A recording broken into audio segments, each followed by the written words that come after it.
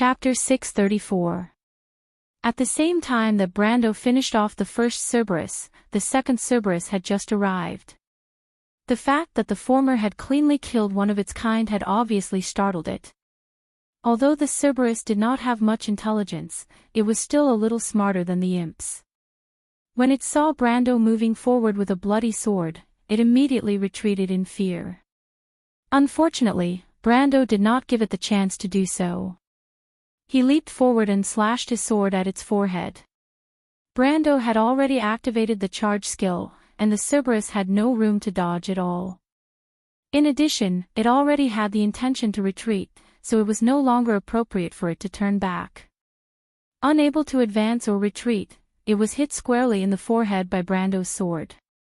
With a whoosh, Brando's sword, which carried the power of the charge, immediately smashed half of the Cerberus body to the ground. The terrible power of the Gold Peak elemental manifestation completely tore its body apart in an instant, exploding into minced meat and bones. A Cerberus died just like that.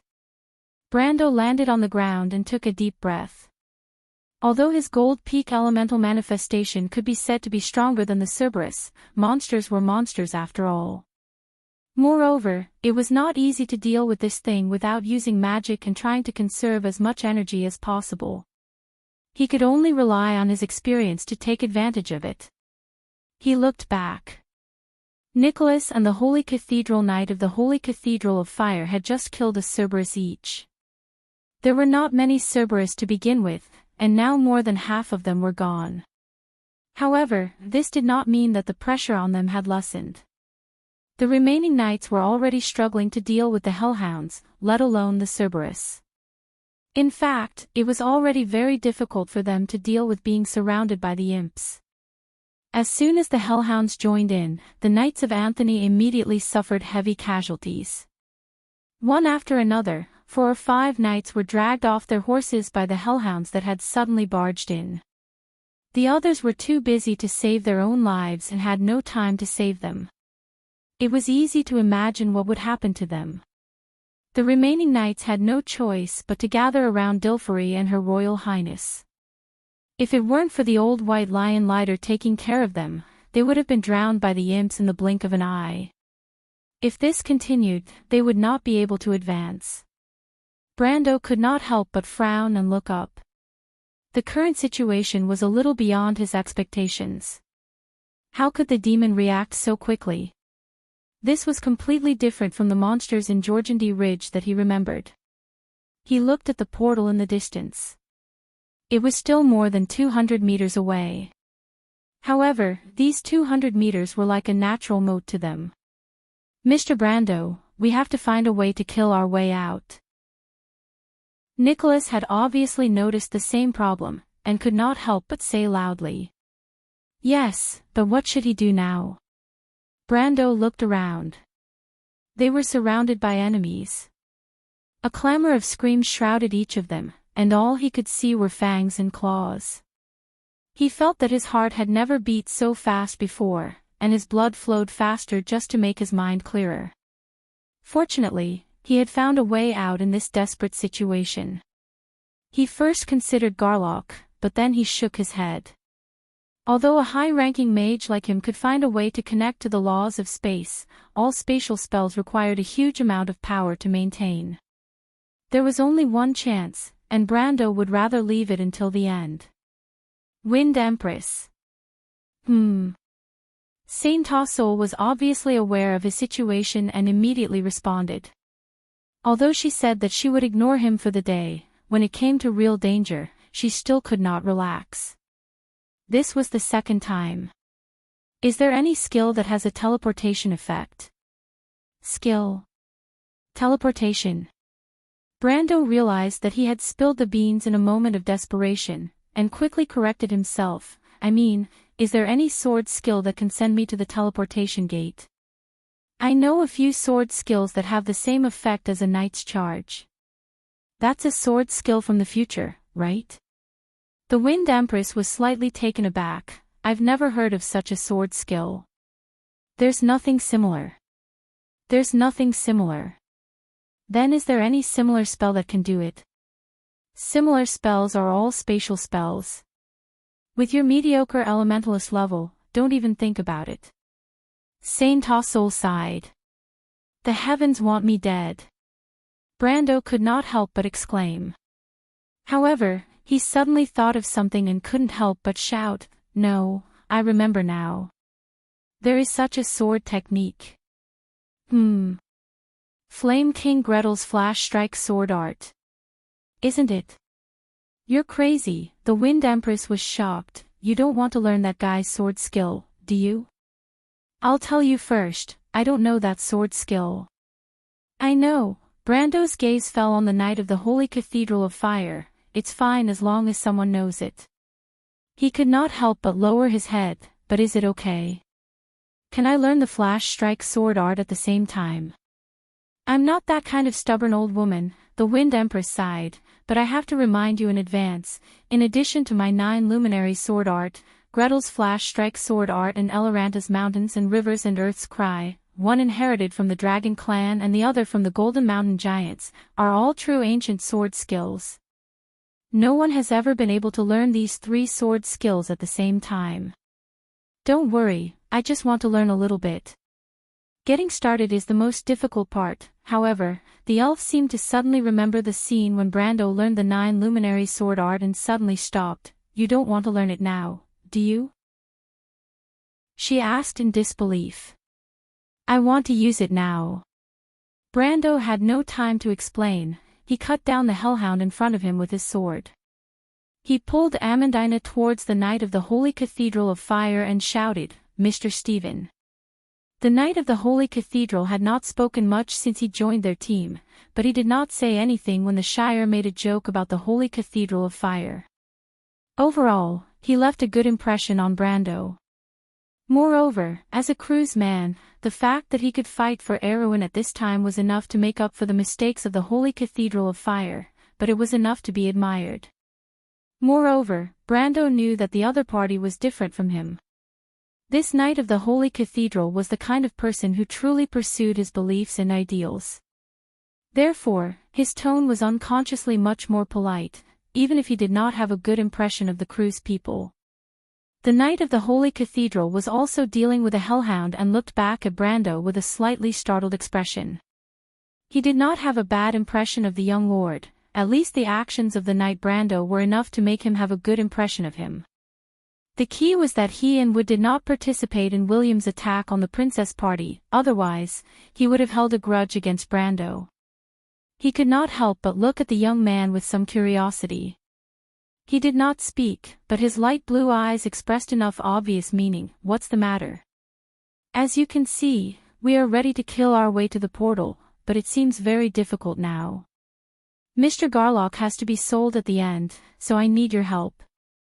Brando did not have time to be polite and went straight to the point.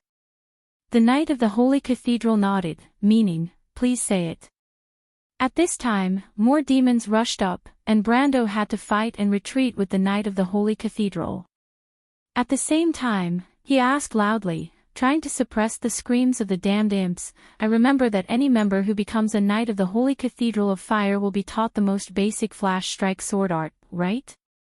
That is the sword art of the Flame King Gretel." The Knight of the Holy Cathedral paused and was almost injured. But he took a step back and stared at Brando warily. "Don't get me wrong, I hope you can teach me this sword art." Amandina, who was holding Brando's hand tightly and leaning against Brando's side, could not help but let out an ah when she heard this. Of course, she knew what flash strike sword art was, but Brando actually made this request at this time and asked the other party not to misunderstand. At that moment, even she could not help but stare at Brando a little strangely. If this was not her lord and in front of outsiders, she would definitely be the first to ask what it meant. But the Knight of the Holy Cathedral did not seem to be surprised, and he pierced the heart of the imp who rushed towards him with his sword. At the same time, he took another step back, and for the first time, he replied with a somewhat flat voice, "It seems that the Lord should also know the secret of flash strike sword art, but do you want to use flash strike sword art to teleport to the portal?" Brando nodded. The knight of the Holy Cathedral was slightly stunned and looked at him as if he was crazy. But Lord, have you ever thought that flash strike sword art is not so easy to learn?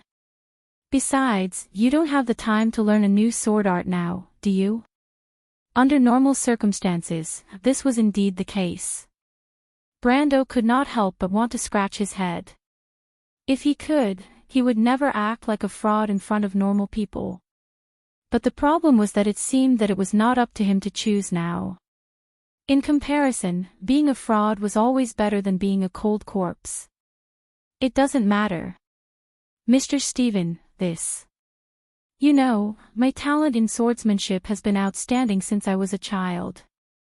Why don't you tell me the main points of flash strike sword art, just to satisfy my last curiosity?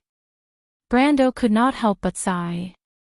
This was simply outrageous, but the knight of the Holy Cathedral believed it. He suddenly remembered Brando's identity, the grandson of Sword Saint Darius. The name of Sword Saint Darius was not only famous in the small kingdom of Erewhon.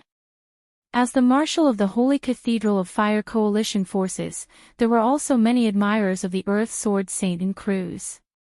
But at that time, Cruz and Erewhon were in their final honeymoon period. After that, the relationship between the two countries turned cold, and finally, the Earth Sword Saint inexplicably went into seclusion. For ordinary people, this was just a period of change in national politics, but as a senior figure of the Holy Cathedral, he knew some inside stories. But since he was the descendant of the Earth Sword Saint, it was understandable that he was curious about flash strike sword art. As a swordsman, he understood this feeling very well. In his opinion, Brando's request could indeed be said to be his last request. What's more, he did not believe Brando's nonsense about outstanding swordsmanship at all. Maybe the descendant of the Earth Sword Saint had a certain talent in swordsmanship, which was not surprising. But to say that he learned flash strike sword art, Stephen felt that this joke was not as funny as Brando simply saying that he was the Flame King. So you agree? Brando saw the knight of the Holy Cathedral hesitate and quickly asked. In fact, Stephen did not understand that Brando did not even need him to tell him the main points. He only needed him to say that he agreed to teach flash strike sword art to him. He had no choice. He also felt that this thing was simply a bug. The knight of the Holy Cathedral finally nodded. Okay. At that moment, Brando heard a prompt that was like the sound of nature. P.S. A heavenly prompt. Hello, the new month has arrived, please vote, thank you for your cooperation. Although it's a little late, sob sob. I'll update earlier tomorrow. If you like this work, you are welcome to come to Chidien. Calm to vote for me. Your support is my biggest motivation. Chapter 635. Detected skill can be obtained - skill type, general. Swordsmanship classification, law, dragon, space.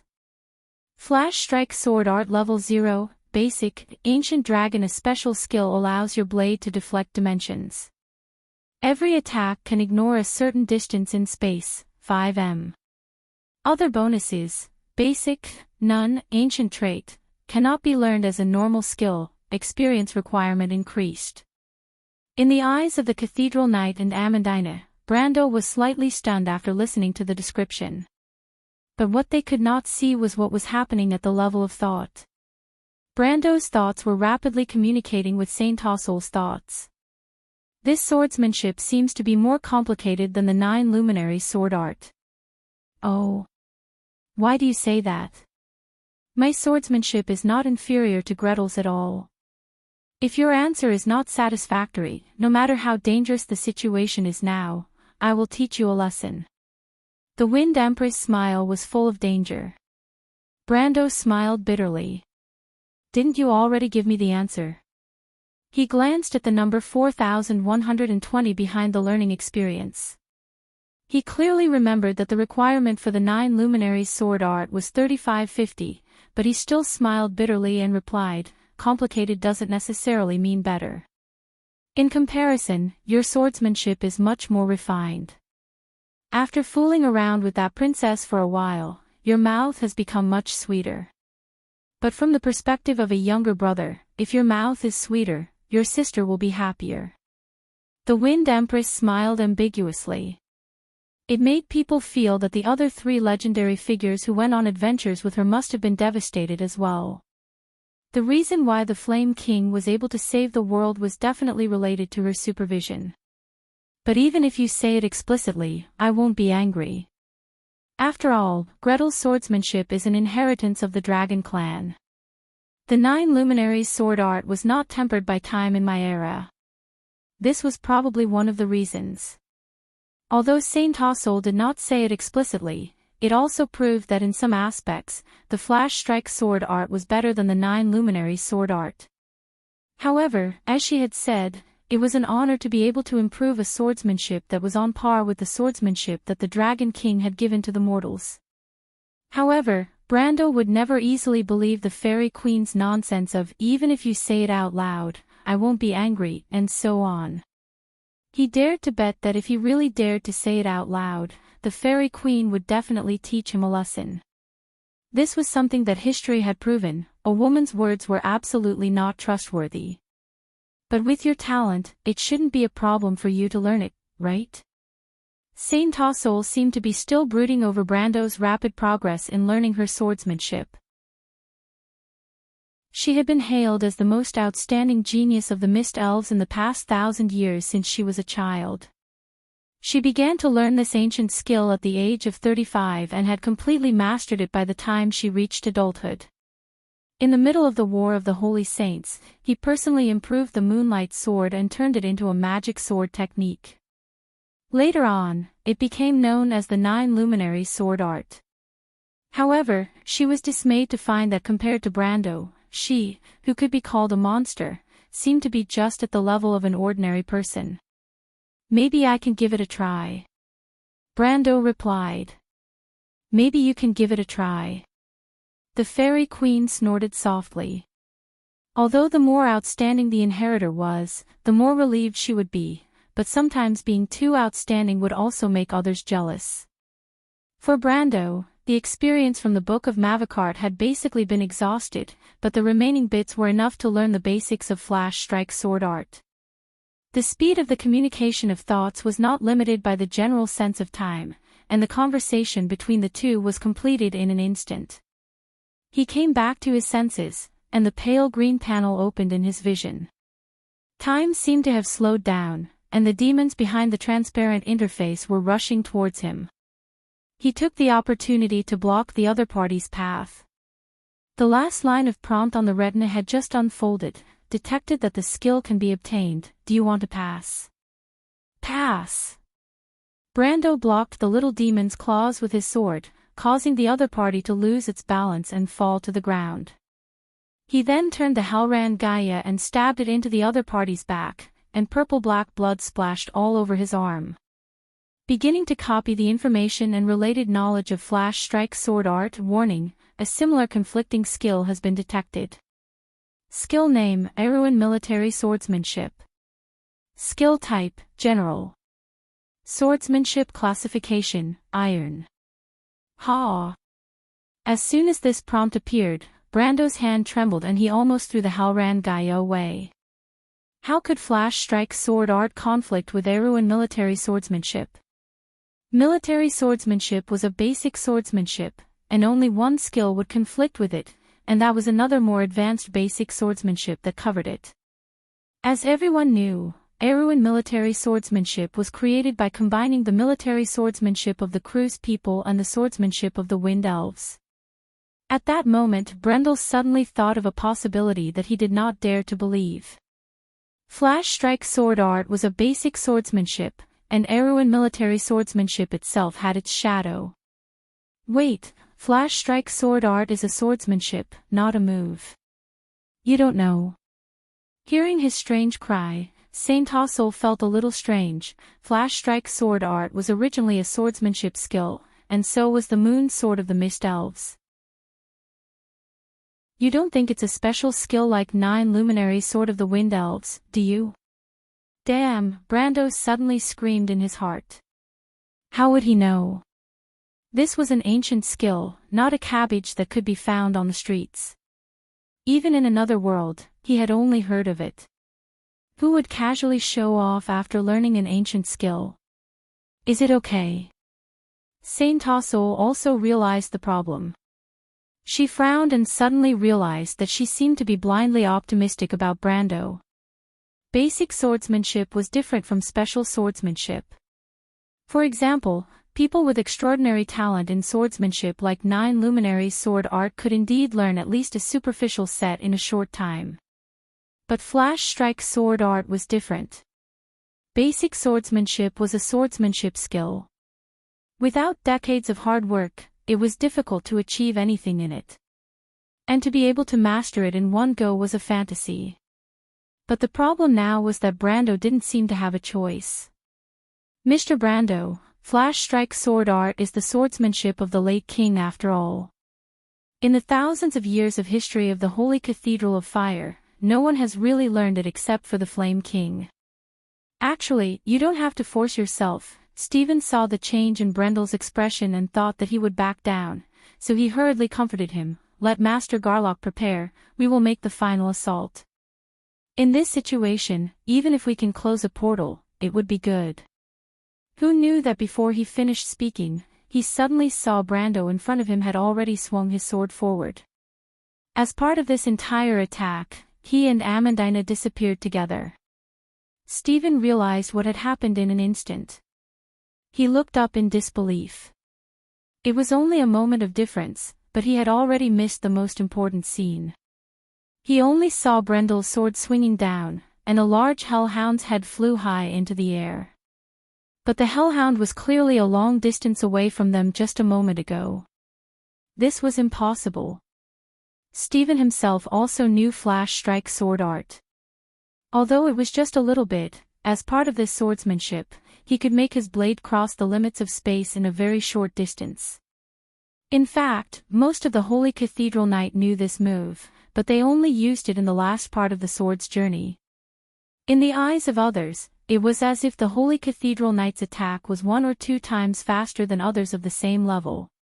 But compared to Brendel's performance, he felt like he could just bang his head against a wall and die. He repeatedly confirmed that he had only said a few words to the other party a dozen seconds ago. If he could, Stephen really wanted to slap himself and tell himself that it was all just a dream. But someone was more surprised than him. Brando, what are you doing? The Wind Empress screamed without reservation. Testing the sword. Brando replied matter-of-factly. He raised his head. The previous sword had advanced 5 meters and was about 300 meters away from the portal. From afar, the gathering of imps on the other side looked like a group of ants. Indeed, whether it was the basic swordsmanship or the special swordsmanship, there was a big difference for ordinary people. But it didn't mean anything to him. It was just a matter of how much experience he had to spend. Brando tried it. The previous sword did not consume much stamina, but it consumed a part of his mana. It seemed that the ancient swordsmanship was the same. They all required a certain amount of mana to support it, but the flash strike sword art required much less mana than the 9 luminary sword art. If he really wanted to compare, it was less than 1/10. After all, the latter was a genuine magic swordsmanship. But to say whether there was a difference between the basic swordsmanship and the special swordsmanship to him, there was actually a difference. He wasn't the only one who noticed this difference. Sinorso, the Wind Empress, also noticed it immediately. What's with the afterimage you left at the last moment? The Wind Empress asked with some excitement, that was not an illusion. But at this moment, Brando was actually very excited, because the previous sword had confirmed his guess from the beginning. As everyone knew, the basic swordsmanship in the amber sword could provide bonuses to the special swordsmanship.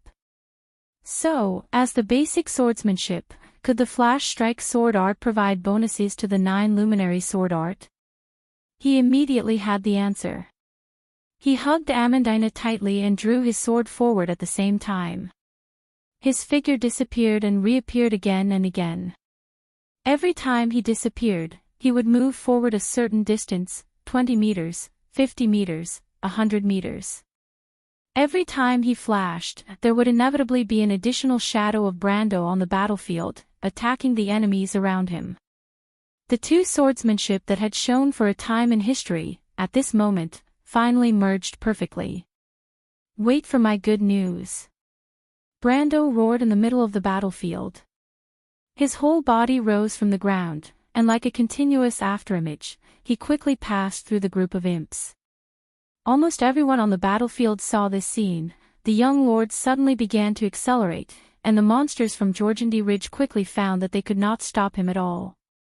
On the contrary, their attacks often missed and landed on the opponent's afterimage. But the problem was that it was not a real afterimage. The imps were stunned to see that the afterimages on the battlefield all began to do the same thing. They raised their swords and then slashed forward with all their strength. Piercing strike.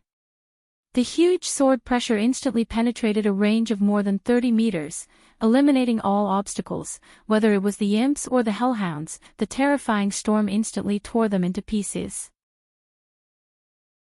Wherever Brando went, it was like a storm had passed through, and it was already a mess. It seemed that in the blink of an eye, a path had been opened. To be continued. If you like this work, you are welcome to come to Chidien.com to vote for me. Your support is my biggest motivation. Chapter 636. Brando understood that his goal was to use the special effect of the flash strike sword art to produce a displacement effect, not to kill the enemy. Therefore, he was very purposeful and often aimed at those opponents who did not have much combat power. He locked onto the imps in the demon army from 20 to 30 meters away and beheaded them with a flash of his sword. At the same time, he used the 9 luminaries sword art to leave behind a phantom to perform a piercing attack. The demons soon became chaotic. Not all of them were inferior imps who lacked intelligence. The higher demons judged Brando's route of advance. They did not even need to judge the problem with their knees to realize that the damned human was going straight for the portal. They must not let him get what he wanted. The longhorn demons at the back were the first to scream, calling their companions to stop Brando in the harsh language of the abyss. Unfortunately, the effect was very limited. In the words of the Lord of Hell, Lomoka, those imps were worse than a pile of dog shit. This sentence was vulgar, but quite appropriate. They could be confused by the orders of their own people and could not do anything to a swordsman who could teleport. However, as soon as the demons turned around, the pressure on the knights of Lantern Island was lifted. Most of them had time to see what was happening on the battlefield. The knights soon saw Brando's feat and could not help but take the time to cheer in unison. Baba was not surprised by Brando's performance, but she could not help but feel proud. It wasn't because she was proud of the Dark Dragon, but because of her own foresight.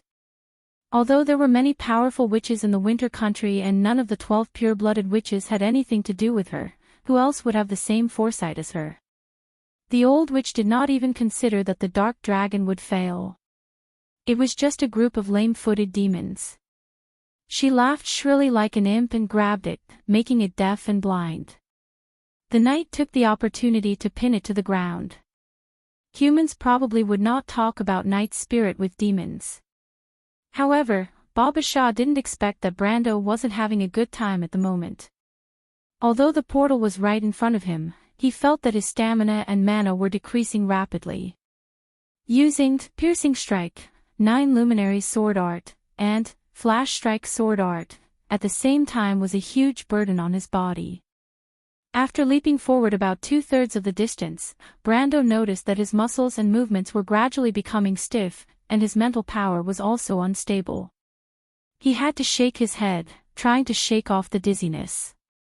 After appearing above the demon army for the 10th time, Brando slashed down with Halran Gaia.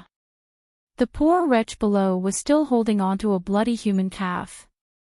The pale skin was covered with bite marks, making Brando feel disgusted. But that thought only lasted for a split second, and Halran Gaia had already slashed towards the opponent's shoulder. The heavy blade cut into the rough purplish-red skin and muscles, and got stuck in the spine with a click. The poor wretch was directly pressed to the ground and snapped into two. Even the bones directly cracked and pierced out from under the skin, turning it into a mess of flesh and blood. This scene looked spectacular, but it made Brando's heart tighten. In theory, this slash should have cut off the opponent's muscles and bones, beheading it cleanly, just like before. This was not a coincidence, and it was not that these imps had become stronger, but that his stamina had begun to decline. "Amandina, are you hurt?" he gasped. "No." Amandina was hugged by Brando with one hand. For a moment, she didn't know if she was afraid or nervous. In fact, it wasn't that she hadn't imagined such a scene when she was alone, but it was definitely not like now. Being in the middle of the demon army, the noble lady had no time to daydream, and she didn't even dare to look at the situation outside. Because she was afraid of seeing Brando fail, she was so scared that she closed her eyes tightly. She probably had the mentality of, if we're going to die, then we'll die together. No, at least I'll be at ease if I die in front of that person. She huddled tightly in Brando's arms. When Brendel asked her, her mind was in a mess and she shook her head. "That's good." Brando also breathed a sigh of relief. In his imagination, advancing courageously and unstoppably in the face of thousands of enemies would be incomparably heroic, but when it really came down to it, he realized that it wasn't the case at all. There was no pleasure in being surrounded by enemies at all, only a cold sweat dripping from nervousness. His palms were already wet, and the pressure of impending death was like a dense forest of swords and thorns. The slightest mistake would result in eternal damnation. What would happen after death? Brando had thought about this question when he was still a teenager in the other world, but most mortals would only come to the conclusion that it was a fruitless endeavor. Only when the aura of the Grim Reaper truly approached did he truly feel the bone-chilling coldness of the other world. There was no point in discussing the topic of death, because after death, there was only nothingness. Brando knew that he wasn't sure if he had the time to regret it before he died. But at least he still wanted to live. The desire to live made his senses 1,000 times sharper. He swung his sword at the corpse that was like a piece of rotten meat, and the attacks of the surrounding demons became traceable in his eyes. Brando raised his head, and his gaze swept across the other side of the battlefield, where he found a guy who was retreating. "It's you. Brando, be careful." Amandina closed her eyes, completely unable to judge the situation around her. The one who spoke was naturally the Wind Empress, Saint Tassol. The Wind Empress reminded him, "Be careful of the warlocks over there." Brando turned his head, and he also saw that the warlocks were standing by the teleportation gate casting spells at him. To be honest, he was not a wizard, and he knew little about the world of mages. But fortunately, he was at least a player. There was a joke: if players represented a world, then wizards represented at least half of the world. As an enemy of half of the world, Brando couldn't distinguish every spell's hand gestures and incantations, but the desire to live seemed to sharpen his memory at this moment. Dimensional anchor. Brando felt the hair on his back stand up, like a cat arching its body. His eyes were frighteningly bright at that moment. Brando didn't have time to explore whether the Flash Strike Sword Art's ability to distort dimensions could avoid the judgment of Dimensional Anchor's ability to block all teleportation effects. He wasn't a research maniac, and reality didn't allow him to have a second chance. He immediately activated his charge skill without any hesitation. Just as the circle of white light appeared above his head, he stepped on a few imps and rose up from the demon army. Like a beautiful turning line, he pierced through all the spell effects. The warlock's attempt was completely futile. The eyes of the witches who were lucky enough to see this scene were frighteningly bright. Other than the rebirth of the Darkness Dragon, which other 20-year-old young man had such terrifying combat experience?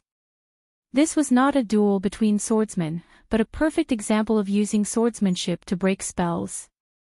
Not everyone had such experience. Not to mention the witches, even the curious Garlock couldn't help but have a strange look in his eyes. At least Brando's actions had proved that he fully understood the opponent's spells and intentions. Even the great wizard mentor from Cypher couldn't tell how he did it. Disassembling spells was Garlock's specialty, and he spent most of his life on it, but he didn't dare to say that he knew every spell. And to be able to find the hidden spells behind the secret casting gestures was an extremely difficult and professional knowledge. Garlock even had an illusion at that moment. Perhaps this young man had a better future as a wizard than as a swordsman. He had completely forgotten that even in terms of swordsmanship, Brando was also a genius. After Brando penetrated the range of Dimensional Anchor with charge, he once again performed Flash Strike Sword Art in midair. Flash Strike Sword Art had completely absorbed the experience of Erwin's military swordsmanship and had risen to level 4.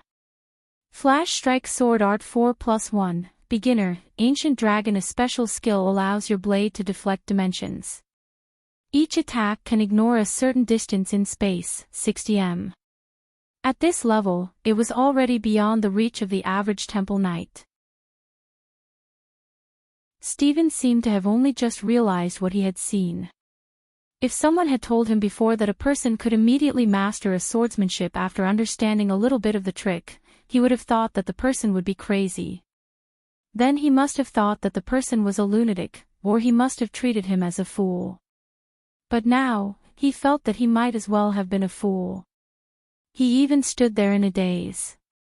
If it weren't for the imps in front of him foolishly following the Longhorn Demon's order to turn around and attack Brando, he would have been swarmed and chopped into meat paste. Fortunately, a knight behind him saw that something was wrong with this lord and pulled him back, saving the Holy Cathedral of Fire from the tragedy of losing another high-ranking member here today. This is impossible. Stephen seemed to have just reacted and shouted, "Martha above, the fragment of the flaming blade must be on him." So that's how it is. The chosen one is him.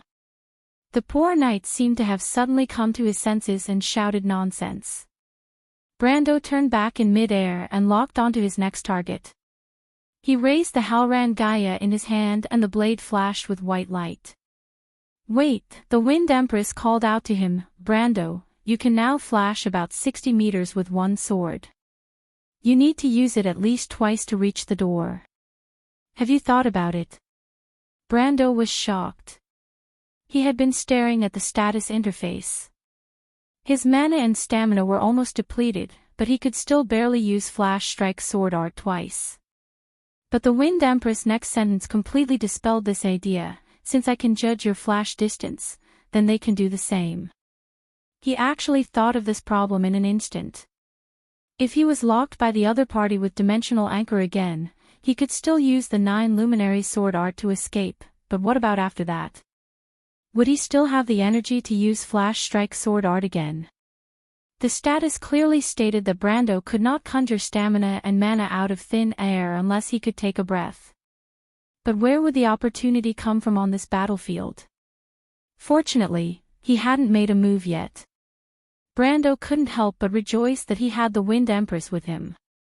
She was indeed a sage from the War of the Holy Saints. She had considered all aspects in an instant. At this moment, his charge skill had reached its peak. Brando felt his body begin to fall. But it was actually very simple for him to find a solution.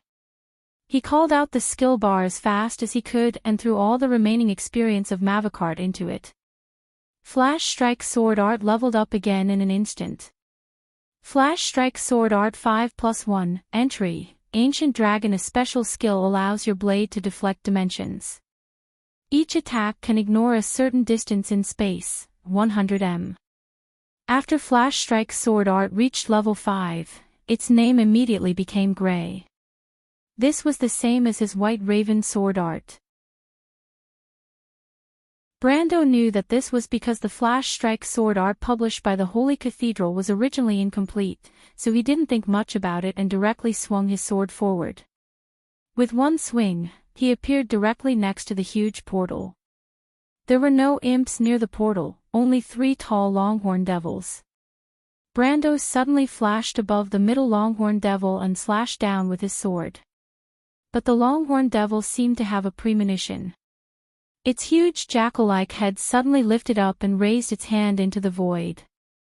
With a sharp sound like metal clashing, Brando felt that he had cut a steel pipe. But he didn't dare to stay for a moment and immediately rolled back. He landed steadily not far from the 3 longhorn devils. He raised his head subconsciously. Standing next to the huge portal of the Holy Cathedral of Fire, he and the devils were as small as ants. He didn't feel this way when he was further away, but now that he was so close, the huge oppressive feeling of the door of flame immediately hit him in the face. What was even more suffocating was the sulfur river that was gradually becoming more and more real behind the door of flame. Brando couldn't help but spit. The shock just now had already made his gums bleed. But he wiped the corner of his mouth and immediately let go of the noble lady and said, "Amandina, are you okay?" "Yes. I'll find a way to help you lure them away. How much time do you need?" I don't know, I'll try my best." Amandina frowned as she stared at the huge portal. It was a semi-magical device in itself. But it was not a complete magical device. The best way was to find a wizard to work with her, but she obviously didn't have this condition at the moment. "I'll give you 5 minutes." Brando glanced back and saw that the imps were turning around. Although those idiots were in a mess, a few minutes was enough for them to turn around. The Knight of Anthony was obviously not enough to stop this army. Amandina nodded with a pale face. "P.S. After a few days of exhaustion, I finally feel like I'm out of it today. Sigh, it's so hard. Please vote. To be continued. If you like this work, you are welcome to come to Chidian. Calm to vote for me. Your support is my biggest motivation." Chapter 637. Brando raised his sword's longhorn demons were one of the few high-level melee demons in the Sulphur River with extremely high intelligence. They looked a bit like naked gnolls, but their bodies were far larger than the latter. No one knew the specific origins of the longhorn demons. The earliest longhorn demons appeared in the Bloodfire grounds at the lower level of the Sulphur River. It was said that they had evolved from imps who had experienced hundreds of battles there to their current form. Some of the characteristics of the longhorn demons did indeed have traces of imps, whether it was the same purplish-red skin or the sharp fangs and claws. In fact, it looked just like an imp that had been magnified several times, except for the fact that its fleshy wings had degenerated and its tail had become thick and long to maintain its balance. More importantly, every longhorn demon was proven to have rich combat experience. There were almost no longhorn demons in the juvenile state. Every longhorn demon discovered by the Holy Cathedral of Fire before and after this was at least an adult individual, and an adult longhorn demon had strength almost equivalent to elemental activation. In other words, Brando had to deal with 3 elemental activation monsters at the same time. Before he had time to think, the 3 longhorn demons had already rushed up in large strides. Brando pulled out King Buni's concealment cloak from the dimensional space and handed it to Amandina. The concealment cloak only lasted for about 4 minutes a day. It was most suitable to give it to Amandina at this time so that she could find the portal's node as soon as possible without any worries. Amandina took the cloak and bit her lip as she glanced at Brando. Since she already knew how to use the cloak, she did not need Brendel to explain anything. She paused for a moment and covered herself completely, and in the next moment, she disappeared into thin air in front of everyone's eyes. Brando was the only one left by the portal. "Amandina, hurry up!" Brando shouted into the air. He didn't know if Amandina heard him, but he hoped she did. Amandina seemed to have completely disappeared under the cover of Omnipresent, which made Brando feel uncertain. But at this point, he could only choose to believe in the noble girl from the Braggs. A claw came out of nowhere and interrupted Brando. 3 longhorn demons were already in front of him. To be precise, the first to arrive was their merciless attack. At least one of the 3 longhorn demons was a flame-related elemental because Brando saw its snow-white claws dragging 3 long flame trails in the air. This was the power of elemental energy. Brando's eyes even reflected the golden lines of law that extended after this claw, and a heat wave assaulted his face. However, he didn't dare to take it head-on. He leaned back, and the scorching hot air brushed past his forehead. The brown hair on his forehead immediately dried up and curled up. After one claw. It was the tail.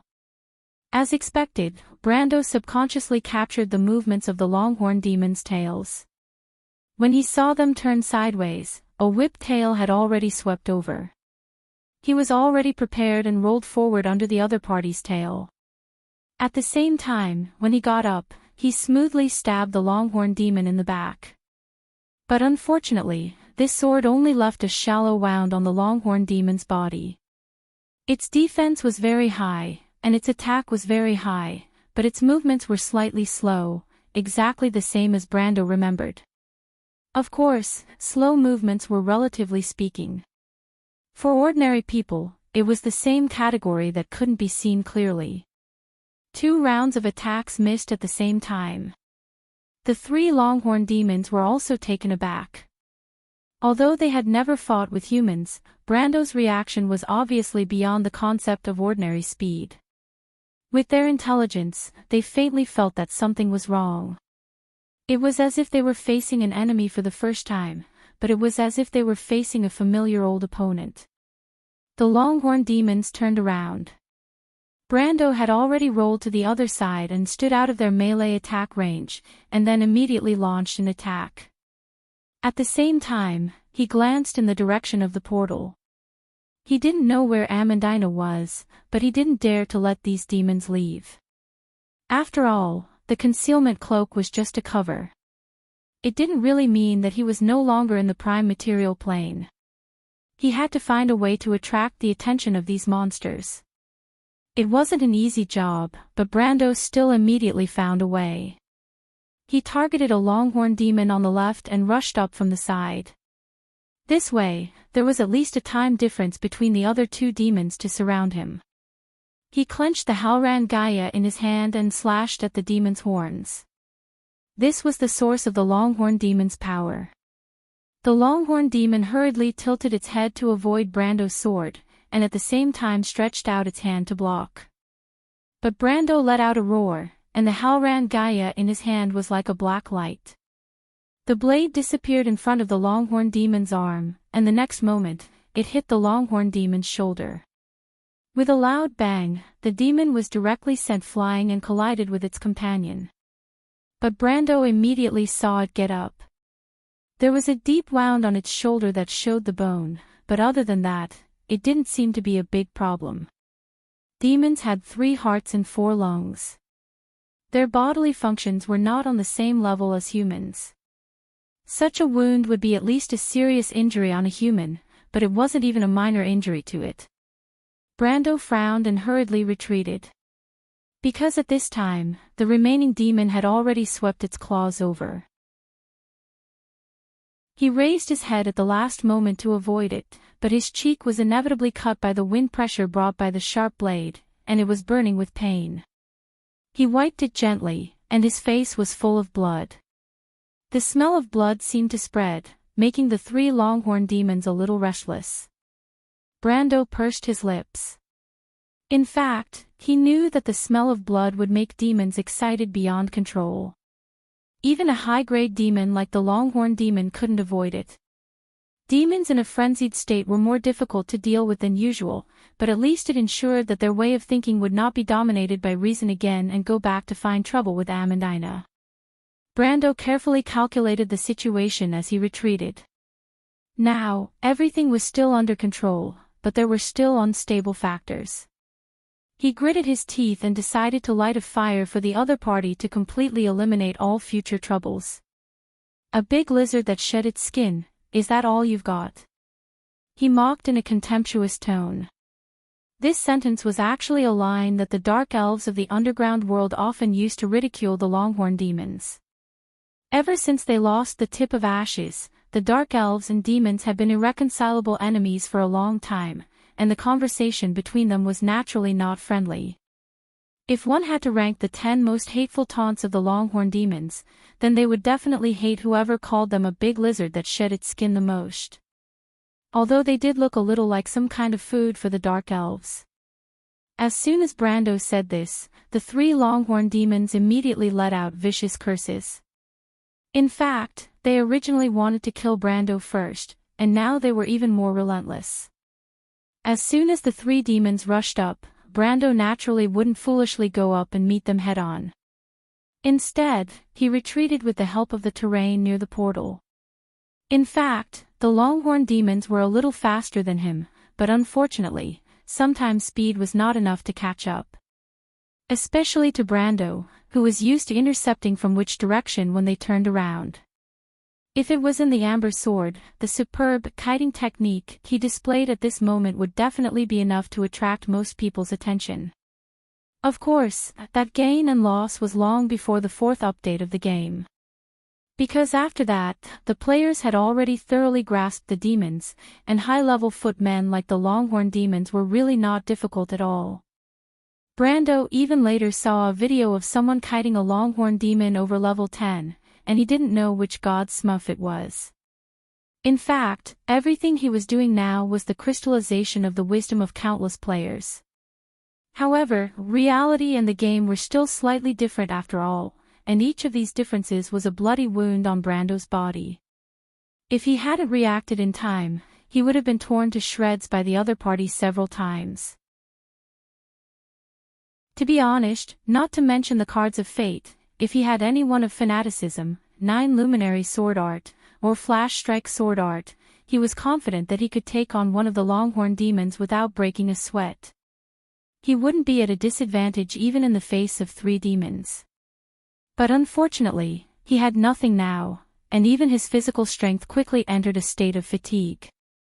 Fortunately, he still had the unyielding talent, otherwise, the negative effects of the fatigue state alone would be enough to make him regret it immediately.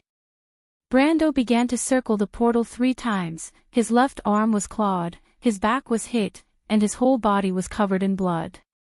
However, he also tried to fight back a few times, but unfortunately, the Longhorn demon's skin was too thick. He estimated according to the method in the game, at most, he took off less than 1/3 of the opponent's HP. Besides, the demon's self-recovery was extremely strong, and they might have recovered quite a bit by now. In less than a minute, Brendel began to feel the pressure on him increasing exponentially. There was still no news from Amandina's side, and on the other side, Nicholas didn't seem to be able to get close for a while. He estimated that he would have to hold on for at least another minute. But this minute was enough to kill him. He couldn't go on like this. Brando suddenly turned his head and stood by the portal. The Longhorn demons pouncing from behind hurriedly stopped. High intelligence also had this disadvantage, they at least knew what they couldn't hit.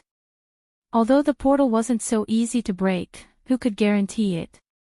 If it was a hellhound with low intelligence, it might have pounced and directly knocked Brando into the portal. But unfortunately, the Longhorn demons didn't have the courage. If it weren't for the portal, Brando would have been dismembered dozens of times. He took a step back and subconsciously searched his chest to see if there was anything he could find to save him. But this search only made him feel a dagger. He was slightly startled before remembering that this thing was something he practiced alchemy with. To be honest, it really wasn't of much use on such a battlefield. But Brando still took it out and threw it at the demon. The Longhorn demon couldn't help but be startled when it suddenly saw Brando make a move. It hurriedly dodged to the side, but then it saw that it was just an ordinary dagger. It couldn't help but scream in anger. On the other side, Brando laughed. He didn't expect this stroke of genius to unexpectedly help him. Once again, the demons pounced on him. Brando retreated again and rolled backward. Another dagger was thrown at the Longhorn demon. This time, the demon didn't fall for it no matter what. It blocked with its hand and directly sent the dagger flying without even breaking its skin. Brando immediately threw out a third dagger. He had made a lot of daggers like this when he practiced. Of course, the materials used in the later works were more ordinary, and even far less powerful than the first one. This way, the dagger he threw was no threat to the demons, and it was purely a naked mockery. In just a moment, the Longhorn demons were so angry that they almost went crazy. They were only a few feet away from Brando. 2 Longhorn demons had even circled around to one side, ready to block Brando's retreat, and the remaining one had already pounced with a roar. Brando threw the dagger again. The dagger hit the demon's chest. It didn't even look at it before it was ready to knock the thing away. To be honest, this thing was similar to a child throwing a handful of sand at it. As long as it didn't hit its eyes, it was worthless no matter where it was thrown. But this time, it just touched the dagger and felt that something was wrong. First of all, the touch was slightly different. It subconsciously lowered its head and was surprised to see that Brando didn't throw a dagger at all, but some kind of deformed cone-shaped object. Although the Longhorn demon had extremely high intelligence, it couldn't figure out what it was for a while. But it didn't need to figure it out. Because in the next moment, a terrible pain came from its chest. The Longhorn demon saw the magic power disintegrate on its body, and its huge body shattered as if it had collapsed. The dark magic power surged out and directly formed a black hole. In an instant, it screamed and completely pulled it back. It was pulled back to the underground of the Sulphur River. For a time, only the last scream of the demon was left in the heavy rain. Even Brando was shocked. What he threw was naturally the terrifying god-slaying magic breaking all. But he didn't expect that for the existence of the demon's projection on the main material plane, this thing would not only directly disintegrate its power, but it even negated its existence. Brando, who witnessed all this with his own eyes, looked up, dumbfounded. For the first time, he understood why this thing was called a nuclear weapon by the players at that time. The guy holding this thing did have the potential to be a terrorist. But there were 2 more. Brando subconsciously wanted to get up from the ground. But the bones in his body hurt as if they had fallen apart. Even he didn't know if the other party would give him a chance. Probably not, the Longhorn demons weren't fools. P.S. I'll continue to beg for monthly votes. I'll roll and kneel and beg everyone to spend all kinds of votes. Spend as much as you want. Spend as much as you want. To be continued.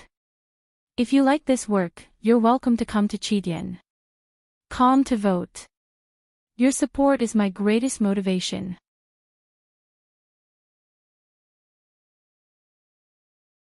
Chapter 638. It was raining heavily, and the black hole dragged the Longhorn devil that had pounced on Brando back into the Sulphur River before turning into a line and completely closing the portal. The remaining 2 Longhorn devils struggled to get up from the ground, and Brando also stood up from the mud. At this moment, Amandina's shout was suddenly heard. "My lord, the first node is directly above the portal, and the other 2 are on the pedestal." The noble lady was a little excited. Brando's heart settled. Amandina's speed was far beyond his expectations, faster than he had expected.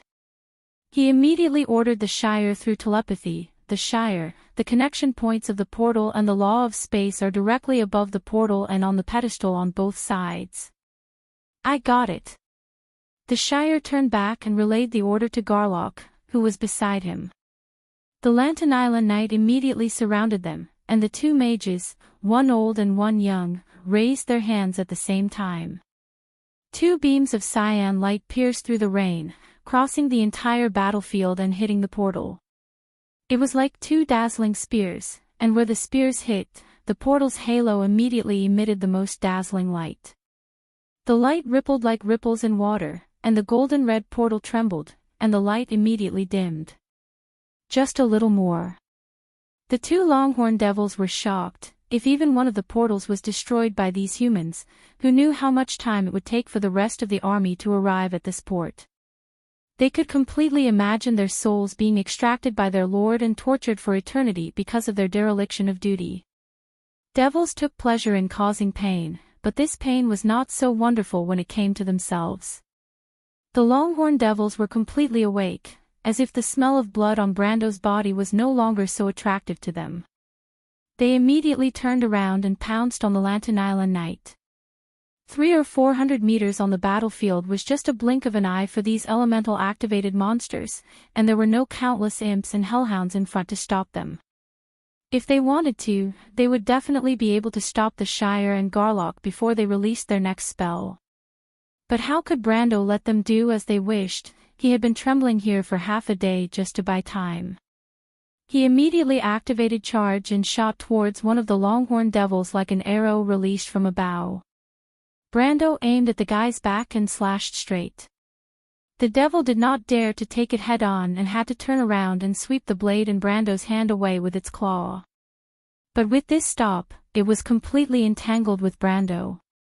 Brando's long and Garlock took a few steps forward and slammed the devil with the hilt of his sword. The Longhorn Devil snorted and took a step back. Brendel closed in step by step, pulling back his sword and slashing horizontally at the other party's lower abdomen. Garlock locks back, as if Garlock, it's Garlock lock, as if Garlock, it of the lock. Its claw was aimed straight at Brando's heart. In its opinion, if the other party did not retreat, he would die, and it would at most be seriously injured. However, it felt that Brando was probably not that stupid. After fighting with this human for more than a dozen rounds, Brando left it with the impression that although he was weak, he was very cunning. And what made it even more fearful was the other party's secret weapon, the thing that could banish them back to the Sulphur River. Although demons would not die, they would not be completely unharmed after being banished. They would fall into a long period of weakness, and once they were discovered by other demons at this time, they would definitely be devoured. So for demons, being injured and banished was no different from dying. It did not want to fight Brando head-on, it only hoped to force the other party to retreat. But the Longhorn Devil would never have dreamed that Brendel would not even take a step back and take its attack head-on. It clearly felt the feeling of its claws piercing into the other party's body, the sharp claws splitting the flesh of a creature, which was a wonderful feeling for a demon. But at this moment, the Longhorn Devil only felt fear. Because Brando had obviously taken the initiative and avoided the position of the heart, the claw only pierced the other party's long lobes. With its intelligence, it would never think that Brando had accidentally bumped into the muzzle of its gun. The other party had obviously planned this. In fact, it was the same, but the reward came faster than it had expected. It felt that its claw had at least seriously injured the human. The next moment, a golden flame burst out from Brando's body. Amidst the rain, the flames looked more like splattered blood. Blood of the sun. This Templar Knight's damage reflection skill immediately let the Longhorn Devil see how powerful it was. The golden blood splashed on its face and instantly burned. Even the claws it retracted were plated with a layer of golden fire. These flames were obviously not just for show. The intense pain immediately made the demon scream. Brando also felt a piercing pain. But he gritted his teeth and took a step forward. Taking advantage of the Longhorn Devil's screams, he pounced on it like a beast, raised the Halran Gaia, and stabbed it into the other party's throat. The demon's screams suddenly stopped. Then another black hole appeared in front of Brando. This black hole also dragged the demon's body back, then turned into a line and completely closed. Brando knelt on the ground as if he had lost all his strength, as if the pain had just returned to him. The rain washed his open wounds, causing him to gasp in pain. Amandina hurried to his side and hurriedly put the Giant King's cloak on him. "My lord." "Well done, Amandina."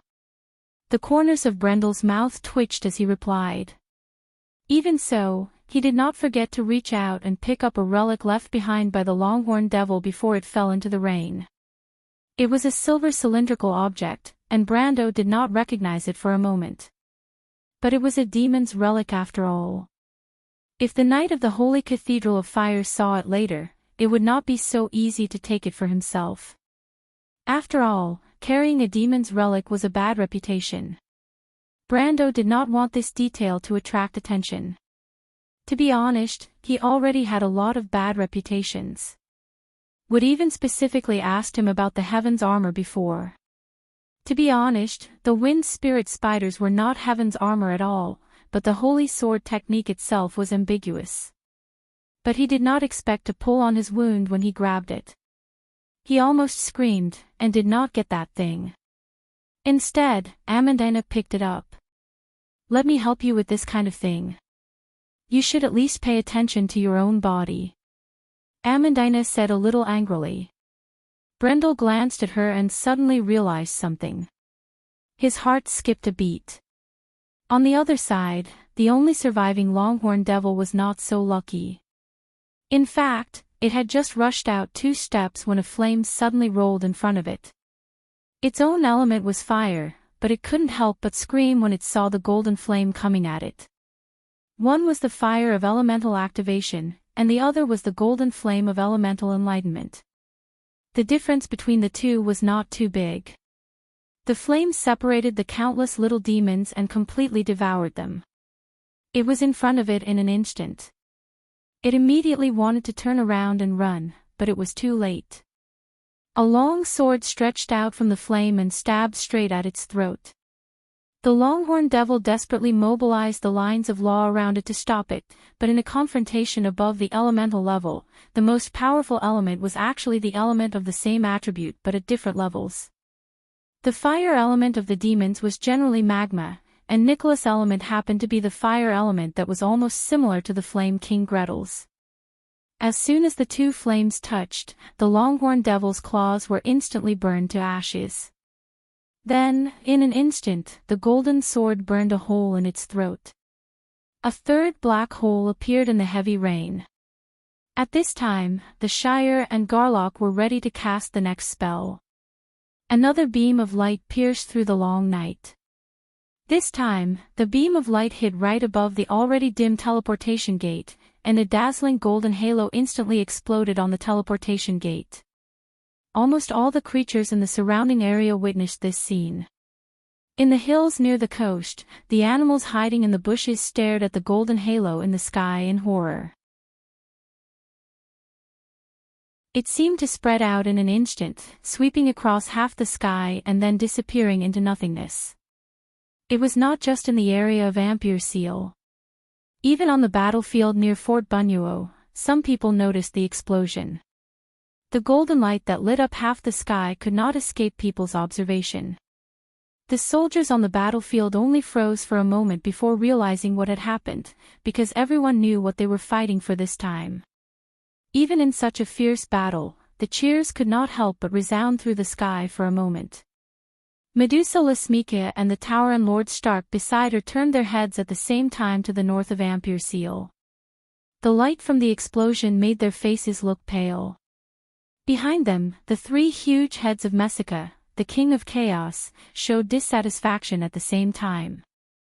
The head on the far left, which looked like a goat's head, sniffed the air with its nose. There was a hint of blood in the rain. The space is shaking violently. There is one less portal in the north. The humans are attacking us from behind. Is this how Valabar treats the Lord's trust? The 3 heads spoke at the same time. The head that looked like a lizard was more calm, the goat head looked very shrewd, and only the human head had a tyrannical look on its face. Messica, the King of Chaos, was a famous lord in hell, but his biggest enemy was the Dark Elves. Compared to them, Valabar, the King of Cunning, had done more research on humans. Almost all the demons sent to deal with the human warlocks belonged to him. However, few demons liked the Lord, who was as weak as a wizard. Legend has it that he was a human when he was alive. Unlike Messica was born in the Sulphur River tens of thousands of years ago and had chaotic blood flowing in his body. Medusa Lasmike did not dare to answer. Messica was not in the mood to listen to their answers. In fact, the behemoth suddenly moved, and its whole body became translucent. In the next moment, it had completely disappeared. He went over. Lasmika was relieved. Should we go and take a look? The Tauren Lord still looked frightened. Lasmika gave him a cold look. Idiot, our mission is here. To be continued. If you like this work, you are welcome to come to Chidian. Calm to vote for me. Your support is my biggest motivation.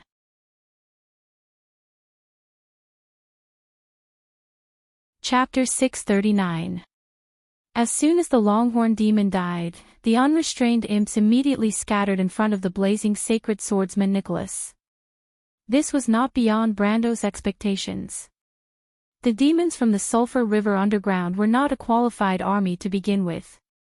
They were chaotic, selfish, bloodthirsty, and cruel.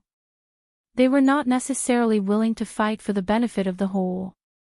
Compared to them, the imps, in particular, would rather slaughter unarmed civilians. At this time, the Knights of Lantern Island finally fought their way out and joined up with Brando. The knights suffered heavy casualties, almost everyone was injured, and more than half of them were lost. In this state, they did not collapse. It was purely Brando's godlike attack that injected a strong dose of confidence into everyone. However, casualties were expected. What really excited them was the door of flame that turned into countless sparks and scattered in the heavy rain.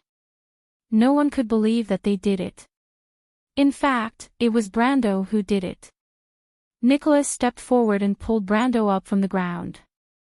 At this time, Brando's injuries had mostly recovered with the help of the holy water. However, the holy water did not help the weakness after blood loss. He supported Amandina and glanced at everyone, seeing that everyone's faces were full of trust. Master Garlock, now teleport us to the portal near the seaside, Brando said. Garlock glanced at him. Not everyone had such courage in the face of danger. He had seen many examples of nobles who had never been to the battlefield boasting, but once they were on the battlefield, they were scared out of their wits. Those battles were far worse than today's scene. He nodded, picked up his staff, and began to chant a spell. The laws of space and time, as a power second only to the power of existence, had the highest authority among all laws. Even a great wizard of truth like him could not easily get in touch with the highest level of laws. In fact, there were teleportation spells from the ninth circle onwards. The elementalists called it the Bridge of Four Realms, and the wizards of the law called it deflection teleportation, but this was actually a trick. The Elementium envoys would travel through the four corresponding Elementium planes to reach certain areas, while the law adepts would project themselves into the sea of mana and return to the prime material plane for teleportation. However, both were incomplete transmissions. The former could only bring one to a specific location. The latter did not have a fixed teleportation point and was purely random. Furthermore, there was a certain degree of danger and it was often used to escape. True spatial spells only existed in the 10th circle and above, and only existed in the law of magic. Law adepts had to request the highest level of authority from the Codex of Order in order to open a spatial door. This process required a huge price to pay, and for the adepts, this was a huge consumption of mana and stamina. Moreover, spells of the 10th circle and above all had a special characteristic, which was that not only would they consume mana, but they would also burn the upper limit of the mana pool. The maximum limit of the mana pool could only be slowly recovered through limited means. Usually, the best way to recover was time. That's why you wouldn't see a high-grade wizard repeatedly casting a level 10 spell by drinking mana potions. This was also a form of punishment for mortals who asked for power beyond their control. However, it was only for mortals. As far as Brando knew, the silver races could ignore the punishment of spells below the 13th circle. Just like the adepts of Bugge could cast 13 circle spells like mortals casting spells below the 10th circle, the golden races did not have this restriction at all. Therefore, the Flame King's Flash Strike sword art could only be passed down to the golden races like the dragons. It could never be created by any other black iron or silver race. However, in addition to these romantic fantasies and legends, there was also a famous rumor in the Amber Sword. It mentioned that the golden races died out because of excessive use of spells. Therefore, some people believe that this punishment of the highest law might actually be a protective measure for the Black Iron race. Of course, Brando had no way of knowing the truth. However, he knew that once Garlock finished casting this spell, he would basically be no different from a cripple. After losing the help of this powerful wizard, their situation might become even more difficult. Therefore, he insisted on saving the old wizard's ability for when they destroyed the second portal. There was a huge difference between destroying 2 portals and destroying 1 portal. If there was only 1 portal left, then people might still have the confidence to fight, but with 1 more portal, there was only despair left. As Garlock chanted each spell sonorously, the knights surrounded him. In the distance, the scattered imps were being driven back by the brute devils flying from afar. There were actually a large number of demons stationed at each of the 3 portals. Especially the one near the port of Ampere Seal, many brute devils were flapping their wings and rising into the sky. Brando knew that there must be many higher demons commanding them. When the first portal was destroyed, the demons reacted as if they had been hit in the head. They probably did not expect a few dozen humans to be able to defeat their own kind. Not to mention them, even the Knights of Lantern Island did not expect it. However, the demons reacted quickly. Countless hellhounds and brute devils swept in from the south. The distance between each of the 3 portals was about 2,000 meters. In between was a flat grassland, and everyone could see the scene of their attack at a glance. This was much stronger than the motley crew formed by the imps. The key was that whether it was the hellhounds or the brute devils, in terms of individual strength, they were far superior to the knight and witches of Lantern Island, not to mention thousands of times more. It was like a scene of the end of the world. We will teleport to a place about 20 or 30 meters to the left of the portal, but we can't go any closer. I'm afraid of causing an abnormal reaction from the portal. Garlock suddenly roared, and a circle of white light spread from the staff in his hand. Brando immediately felt the vibration of space. This was the feeling before the arrival of the true supreme law, and he had experienced this kind of oppressive feeling more than once before. This was completely different from ordinary portals and the way his flash strike sword art worked. It felt like Martha had come in person and opened a door for them. The power of the portal will crush the demons in that position. But don't expect too much, they are not fools. Garlock continued to remind them, pay attention to the enemies that suddenly appear around you. This was the first time the knight had experienced such a scene, and they could not help but feel a chill in their hearts. But before they could react, the surrounding scenery had distorted, and in the next moment, it was as if the distance had been pulled in, and the huge, golden-red portal appeared in front of them. That huge visual impact made everyone feel suffocated. But they immediately paid the price for this moment, as almost all the high-ranking Longhorn demons and demon warlocks were by the portal. They had long noticed the spatial vibration on the other side of the battlefield, but at a distance of a few thousand meters, the demon warlocks could not cast dimensional anchors to lock onto the battlefield. But as soon as the Knight of Lantern Island appeared, the demons, who were already prepared, immediately launched an attack. Compared to humans, these demons were more familiar with spatial spells, and only one Longhorn demon was crushed to pieces in an instant when it collided with the vibrating spatial laws. But the remaining Longhorn demon successfully passed through the magic circle, grabbed a knight with one claw, and dragged them out directly. In an instant, 3 knight and a witch were dragged out and killed. If it were not for the quick reaction of Nicholas and the old knight of the White Lion Legion, Lighter, it was estimated that the casualties would have been more than half. The knight reacted in shock and anger, but in fact, it was not their fault. After all, Brando could not let them practice it once. The knight who reacted immediately found himself surrounded by all kinds of demons, most of which were hellhounds and longhorn demons, and some that even Brando could not name. But the real threat was the longhorn demons and the demon warlocks. Fortunately, the situation this time was slightly different from the previous time. At least Brando was no longer fighting alone. With the great swordsman of Flame Blaster, the old knight of the White Lion Legion, and a knight of the Holy Cathedral of Fire to deal with the longhorn demons, Brando directly focused his attack on the demon warlocks. Although he was still a little weak, he was the only one present who could get away and had the ability to deal with the demon warlocks, so Brando had no choice. Moreover, in his opinion, those demon warlocks were not a threat at all. He directly handed Amandina over to the princess for protection, and then charged towards the back of the demon army. Two longhorn demons wanted to stop him, but Brando did not even look at them, and his short flash strike sword art flashed directly between the two of them. "Cover me!" he shouted, and Nicholas and Leiter, who were behind him, reached a tacit understanding with him at this time. The two of them directly stabbed at him from the left and right. Leiter's own strength was comparable to that of the longhorn demons, but Nicholas was not much stronger.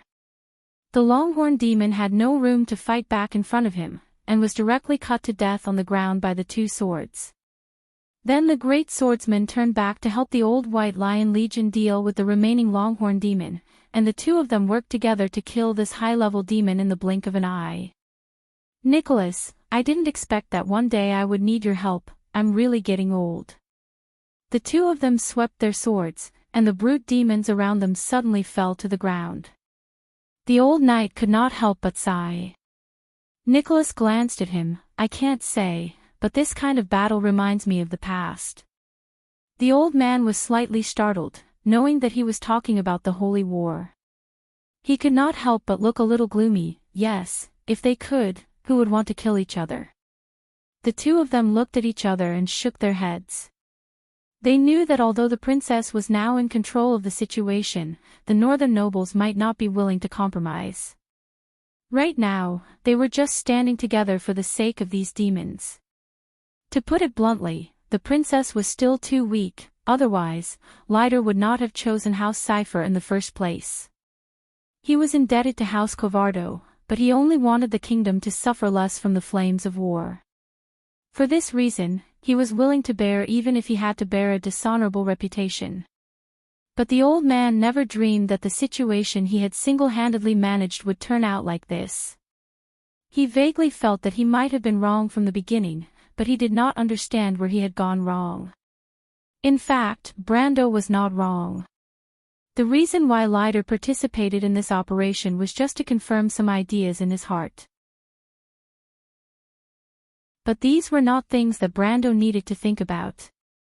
In fact, it was already a luxury for him to think about how to survive. He killed his way into the demon warlocks, and those demon warlocks who were using spells to support their own kind immediately stopped. In fact, these demons relied on their instincts to cast spells, and did not really have any magical knowledge. As soon as Brando killed his way into their midst, they immediately panicked.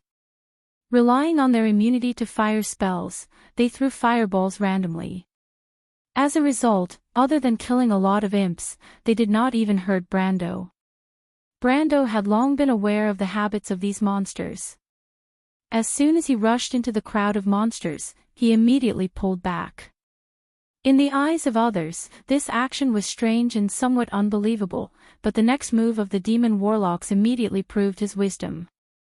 Brando waited until these monsters had finished throwing the fireballs in their hands, and immediately went back to kill them.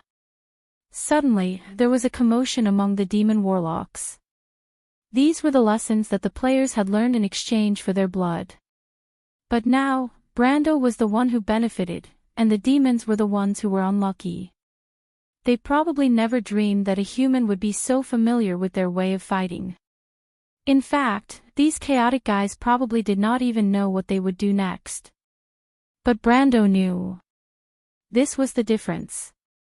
Garlock's teleportation spell quickly achieved great success.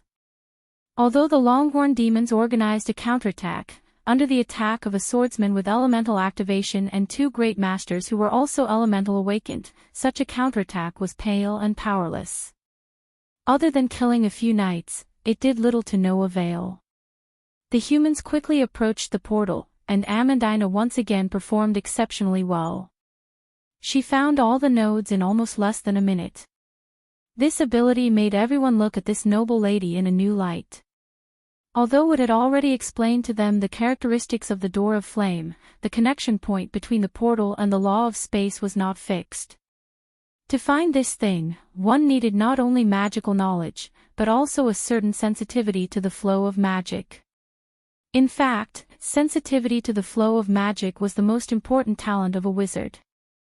From this point of view, Brando realized that Amandina seemed to have an extraordinary magical talent. But when he thought about it, people who could generally have a talent for magical equipment would more or less have some magical talent. And as a genius in this area, it was reasonable to have an excellent talent in magic. Soon Brando's idea was verified, and Garlock saw Amandina's talent at a glance. In fact, he was full of praise. When they were looking for the 3rd node, the old wizard only gave a little guidance, and Amandina immediately found the location with a vague feeling. Such an ability, according to the words of the Seeker of Wonder, was a genius. Brando looked at the old man and was tempted to take in an apprentice. This was a good thing, but the prerequisite was that they had to return alive. The second teleportation gate finally collapsed. Everyone couldn't help but cheer, but only Brando really felt the pressure double. He had exhausted almost all his means, but now there was still one more portal. It was 2,000 meters away. Countless demons were surging. Brando looked at the distance that was neither far nor close, and for the first time, the word natural mode appeared in his mind. To be honest, if he was asked now what way he could tear down the last portal, Brando could only answer this way: use perseverance. Or wait for a miracle. To be continued. If you like this work, you are welcome to come to Cheetian.com to vote for me. Your support is my biggest motivation. Chapter 640. The overwhelming number of brute devils turned around in mid-air and flew towards the humans near the 2nd Door of Flame, like the shadow of a giant demon claw sweeping across the sky. Brando looked at this scene and couldn't help but think of the locust plague in Solanilan during the 2nd era of the Year of the Trade Winds. The locusts that covered the sky at that time were a true portrayal of today's scene. The 2nd Door of Flame was completely crumbling, disintegrating into fragments that melted into the heavy rain like countless golden butterflies dissipating one by one. Griffin stood in the rain and looked up at the scattered flames. A glimmer of hope rose from the depths of her eyes. The half-fairy princess pursed her lips and clenched her fists. But the remaining knight were still immersed in excitement.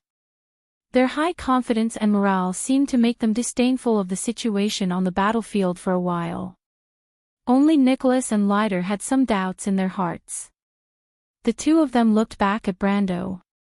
They knew very well that Garlock had basically lost his ability to cast spells. Now, if they wanted to get close to the 3rd portal by surprise, they could only see if this young man who brought about miracles could surprise them again. The heavy rain even masked the screams of the demons behind the curtain of rain. Brando stood in the rain and forced himself to adjust his expression. Although he had no confidence in his heart, he knew that he couldn't be pessimistic and desperate first. At least he couldn't let the others see his hesitation. "We can only find a way to kill our way through first," he replied calmly. "How do we kill our way through?" the knight and Nicholas asked in unison. But unlike the knight's confidence, Nicholas asked sincerely. Although he and Brando were on different sides a few hours ago, he had no prejudice against Brando. On the contrary, he admired Brando's calmness when fighting the demons. There weren't many young swordsmen like Erwin anymore. He seemed to see his own era of swordsmanship in Brando, but Brando's achievements must be higher than his. The flame-haired swordsman, who was about the same age as Brando's father, was not jealous, only gratified. How do we kill our way through? For Brando, this was a core issue. He raised his head and looked at the red tide sweeping over the green meadow through the curtain of rain. He could even feel a slight tremor from the ground. Including the witches and the others, there were only 20 to 30 people around him. Many of them were injured or had lost their ability to fight, as well as non-combatants like Amandina and Dilfari. Even Brando himself would not believe that such a group of people could carve a bloody path out of the demon army. Using perseverance to defeat an opponent was just a joke after all. There was only one chance now. The giant King Buni's cloak still had about 30 breaths of time left, which was about 1 minute. The giant's cloak could accommodate a few people, but the problem was that 1 minute was not enough for them to travel from one portal to another. Although a distance of 2,000 meters was not considered far, it was still traveling through the demon army. Let's split into 2 groups. Brando thought silently for a while and finally answered. His purpose was simple. He would use one group as cannon fodder to attract the attention of the demons, while the other group would use Buni's cloak to escort Amandina and the Shire to the third portal. He briefly described his idea, and Nicholas and Leiter understood. The head of the Old White Lion Legion thought for a moment and said, "This is indeed the only way now, but how does Mr. Brando plan to divide the groups?" Brando fell silent. In fact, he already had a plan in his mind. Due to the existence of the Giant King's cloak, the staffing of this group could actually be very simple. First of all, Amandina and the Shire must be included as the demolition team, and there must also be someone who could deal with the Longhorn demons at the portal. The best candidates in Brando's mind were Amandina, the Shire, Nicholas, Dilfari, Her Royal Highness, Garlock, and Sugar Jar. Of course, Brando did not deny that he had joined Her Royal Highness because of his own selfishness, but in any case, if Her Royal Highness died here, then everything he had done before would become meaningless. In that case, he might as well not come to Ampere Seal. Then history would proceed according to its previous trajectory, and there would be no demon invasion at all. Only by truly changing Erwin's future would everything that happened today, and the people who died, seem valuable. As for Sugar Jar and Garlock's reason for joining, it was even simpler. He would not let an unconscious little girl who had lost her ability to fight die. Besides, she had saved his and the princess's lives before. The old wizard, who had lost his ability to fight, had similar considerations. As soon as Brando shared his thoughts, the surroundings fell silent. Indeed, who would be willing to die? At least Brando himself would not be so willing. Because the meaning of this adventure was completely different from the previous one. This time, their mission was to die. He raised his head and looked at the blurry faces of everyone in the rain. Just like in the Amber Sword, he looked at the faces of every like-minded comrade who left in the Crimson Canyon. "I'm sorry, but we have no way out," Brando replied. "I hope everyone will help me one last time. I don't want to lie. Today, the best-case scenario is that we may win, and the worst-case scenario is that I at least hope to die with you." Brando did not think that he had the right to ask anyone to die for a certain purpose, no matter how noble the purpose was.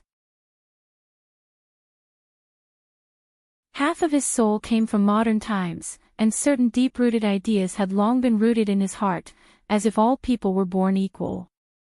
At that moment, for the first time, he felt that the ideas of some players did not seem to be suitable for this world.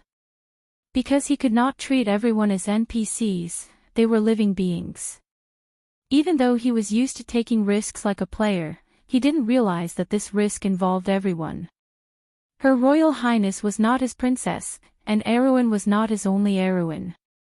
Perhaps he knew that all of this was right, but in reality, he might not have the right to help others choose. Especially for these people who had lived on this land for generations, perhaps survival was the most important choice. It was not until this moment that Brando suddenly understood that this was not wavering, but an unprecedented maturity. If he wanted to give and gain, at least he had to learn to take responsibility first. In the face of real death, Brando finally understood this.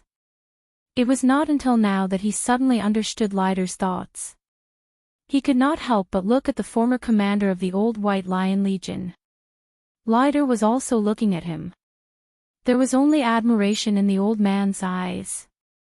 Leiter was also silent in his heart, because the old man suddenly realized his mistake. If it was just to survive, then what was the need for this ancient kingdom to exist? Erwin's people were also descendants of the Flame King, and they left crews to fight against the tyranny of the nobles. If such ideals could not be maintained, then what was the point of Erwin's existence? Whether it was Brando in front of him, or the young people of the White Lion Legion, they were all the best people in this kingdom. Their ideals were so similar that they should not be fighting each other. In fact, Brando had also miscalculated one thing. That is, this is Vaunt, not the world he originally came from. In this place, not everyone would agree with some of his ideas. The knight stared at the young lord, dumbfounded. They really could not think of any need for him to apologize to them. The noble behavior shining here at this moment was enough for Erwin to rebuild the flag. It was Brando who brought all of this, as if he had brought them back to the time when the glorious flag was still shining on the plains. What was wrong with him? Everyone truly felt such respect. Brando told them that it was not him who led them to become heroes. It was them who chose to walk on this path, and he shared the glory with everyone. What else could they be dissatisfied with? There was only endless reverence left in everyone's heart. When Lady Martha gave life to them, she gave them the noblest quality, but at this moment, this quality shone in the heavy rain. A mother's expectations seemed to have been placed on everyone. "My lord, please don't say that," the knight could not help but reply. "If we still have complaints, how would the sages of Erwin think of us? The noblest actions are all here, and I will only feel glory for my own choice." The old wizard also sighed. "Please cross me off the other list, because my lord has no right to deprive me of the glory of my old bones.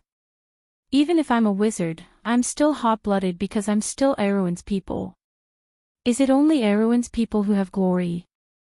The knight of the Holy Cathedral, Stephen, looked deeply at Brando. "The sages made an oath on the holy White Plains, and our descendants will only continue the legend of the flame with blood." He bowed slightly to Brando and replied. This standard knight's etiquette was both obedience and respect. It was the respect of a fanatical believer who followed the footsteps of the Flame King to the true ideal. Only people of the same kind could understand each other. Whether it was Erwin's people or Cruz's people, there were people who pursued the same beautiful things. What he wanted to prove was only this point. Baba Shah didn't answer but just smiled mysteriously. The dark dragon was once called the fool, but the real fools were only those vulgar people. Brando was stunned. The words of the knight rang in his ears again. Just like the oaths that echoed in his heart every night, people who sought like-minded people had such footprints there. Whether they were men or women, old or young, powerful or ordinary, their ideals were not noble or humble because of people. Brando used to think that he could only find those simple ideals in the game, but he found that he was wrong. But now they were back again.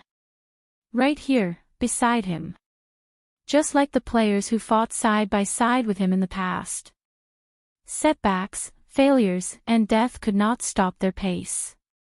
Others laughed at them for being fools, persisting for a piece of virtual data that did not exist. But the world itself was the same, and nothing was born with a special meaning. What everyone fought for was just the persistence in their hearts, and this kind of persistence had no distinction between high and low. Brando had no intention of refuting others, but if he could not hold on to himself in the virtual world, how could he not lose himself in the bigger world? Retreating was just a sign of cowardice. Princess Griffin's clear voice suddenly interrupted Brando's thoughts. "It's a noble plan, but it's not perfect.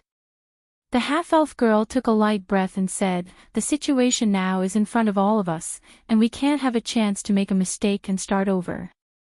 So we have to do the best in every detail.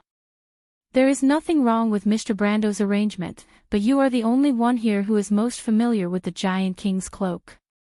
In the battle later, it will involve the intermittent use of the Giant King's cloak, but as long as the timing is not grasped, it will be a disastrous outcome. Erwin can't afford such a failure. So I suggest that I exchange places with Mr. Brando, and I will be the commander of this battle. Mr. Brando will escort Miss Amandina until the task is completed." Her Royal Highness said calmly. Indeed, everyone seemed to have just realized this problem. Brando proposed this plan, but the core of the plan was not to attract the firepower of a group of people, but how to flexibly use the Giant King's cloak that lasted less than a minute to reach the other end of the battlefield. This was definitely not a simple job. Although Brando claimed that the cloak was easy to operate, anyone could see that it was just because he wanted to protect Her Royal Highness' selfishness. Such selfishness would only make people feel respected, but it was not necessarily in line with the times. Brando felt the princess' extremely calm eyes staring at him, and suddenly realized what she was going to say. "Wait, but I know what you want to say, Mr. Brando." The previous conversation was only a moment, and the demon army was rushing over, leaving her not much time. Princess Griffin lowered her eyelids and interrupted him. "Although I have never asked what your purpose is, I can feel that sincerity, and I am very grateful to you, Mr. Brando. But at this time, feelings are not the first factor we have to consider. If I had to choose between Erwin and me, I would prefer that Erwin survive. I can't represent Erwin, Mr. Brando, only its people can represent it." The princess' words choked everyone, especially Nicholas and Leiter, as if they had met the princess for the first time today. Amandina grabbed Brando's sleeve, as if only at this moment she understood why Brando had made such a choice. But what she didn't understand was, why did Brando seem to have known all of this in advance?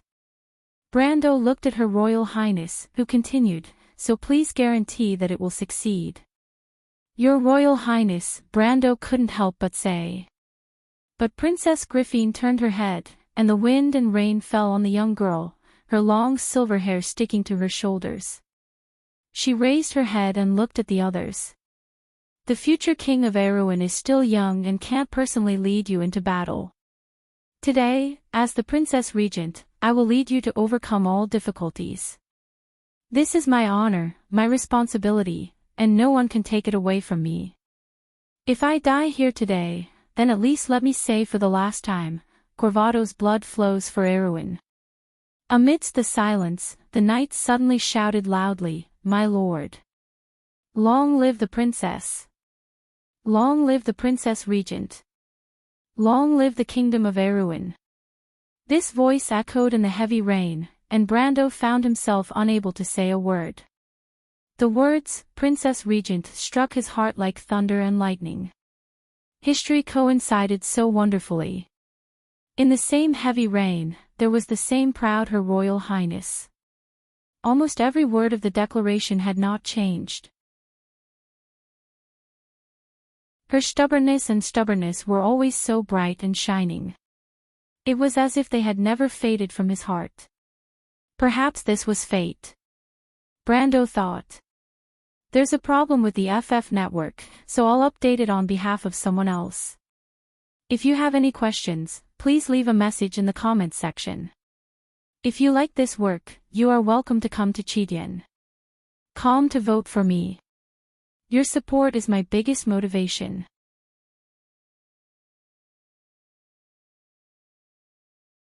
Chapter 641. There was no time to argue, and in the end, the candidates for the two groups were quickly decided. Brando knew that he could not convince the princess, so he could only cast one last glance into the rain and then cover himself with his cloak. The princess took the spear from the knight beside her, cut a piece of the cloak with her sword, and tied it to the tip of the spear. Suddenly, the pattern of the crescent moon and lily fluttered high in the wind and rain. The knight looked at the flag representing Erwin, which was soaked by the rain.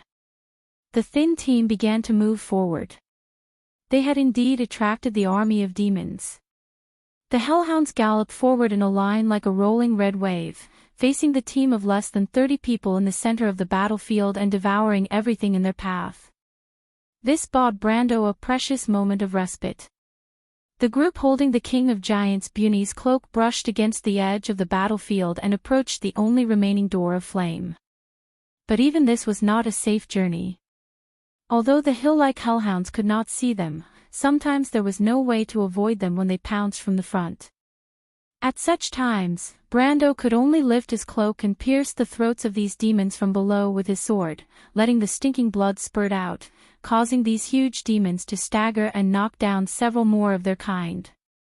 But the fallen hellhounds did not attract too much attention from their kind.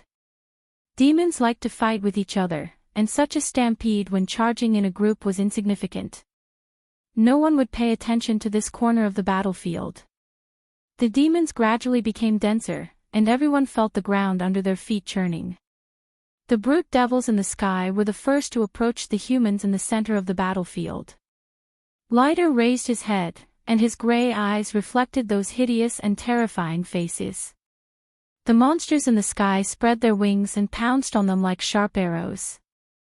Several brute devils crashed into the knight formation, knocking several knights into the air. Their strength was far greater than that of the hellhounds. Lighter saw with his own eyes that the knights were smashed apart, and their armor shattered like glass. The flesh below burst under the tremendous pressure, and the blood vessels burst, turning into a mass of blood.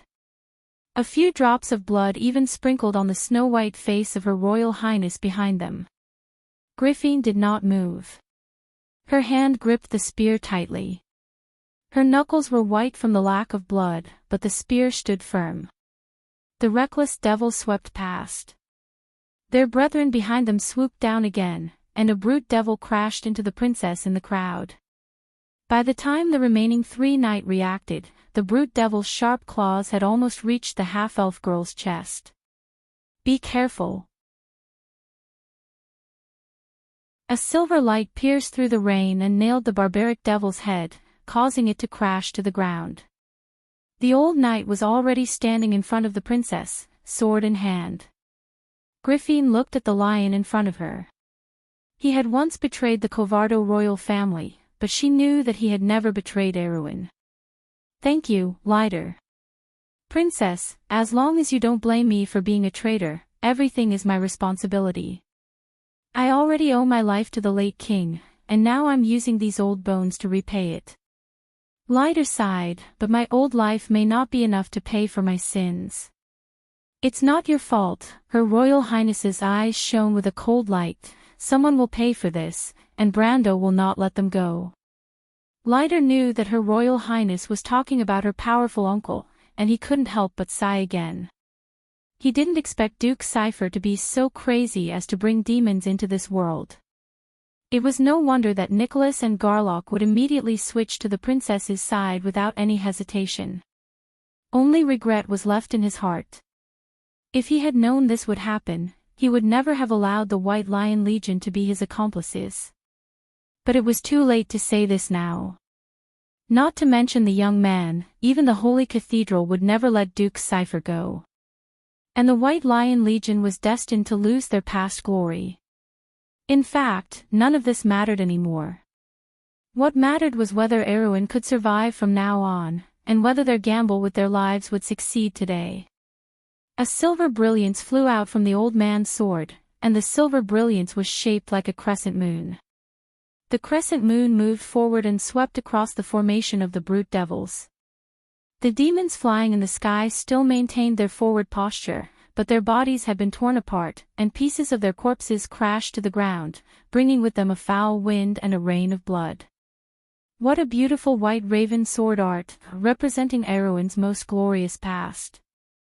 Princess Griffin stared blankly as the dazzling brilliance disappeared into the rain, but was eventually swallowed up by the surging demon army. The brute devils had already taken to the air again. But the tall figure of the hellhound had already appeared on the ground. Almost all of the Lantern Island Night had been wiped out, and the remaining witches were unable to protect themselves.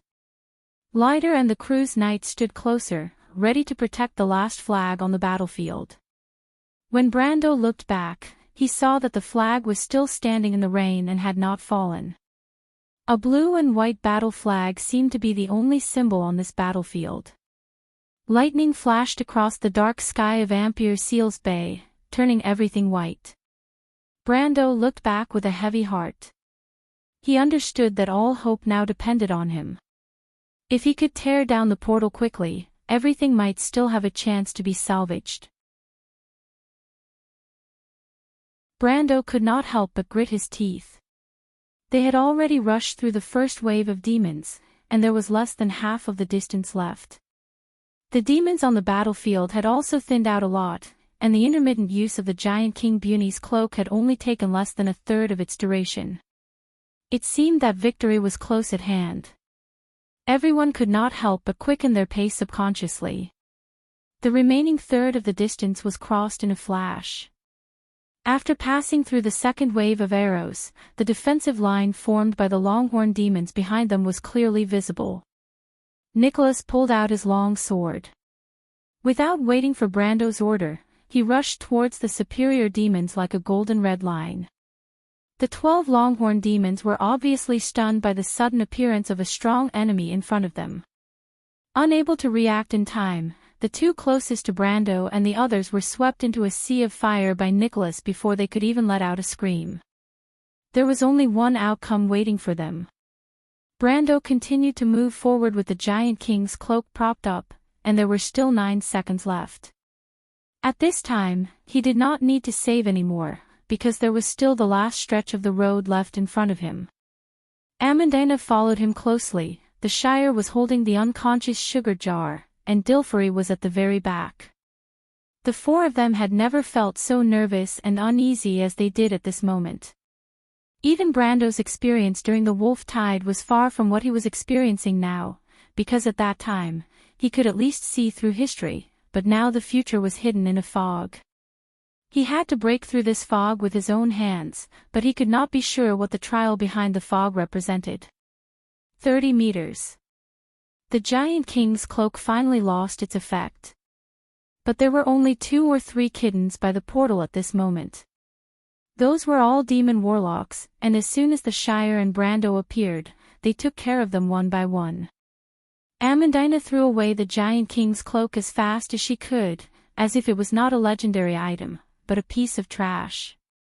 Then she rushed madly towards the last door of flame on the battlefield. The Shire, Brando, Dilfery, Nicholas, as well as Garlock, Lighter, and Her Royal Highness, who were far away in the center of the battlefield, saw this scene at the same time. I just need to put in a little more effort. Almost everyone probably only had this thought in their minds. But unfortunately, things did not go as they wished. Just as everything seemed to be going step by step towards the best ending, suddenly a terrifying aura suddenly descended out of thin air and pressed on everyone on the battlefield. The pressure of a demon lord. Brando's hair immediately stood on end, and the oppressive feeling he felt was as if a god had suddenly descended upon this realm, but that was absolutely impossible. Not to mention that there was no god in Wonde at all, and even a god could never exude such a cruel and tyrannical aura. That kind of aura could only exist on one creature in Wonde. Demons.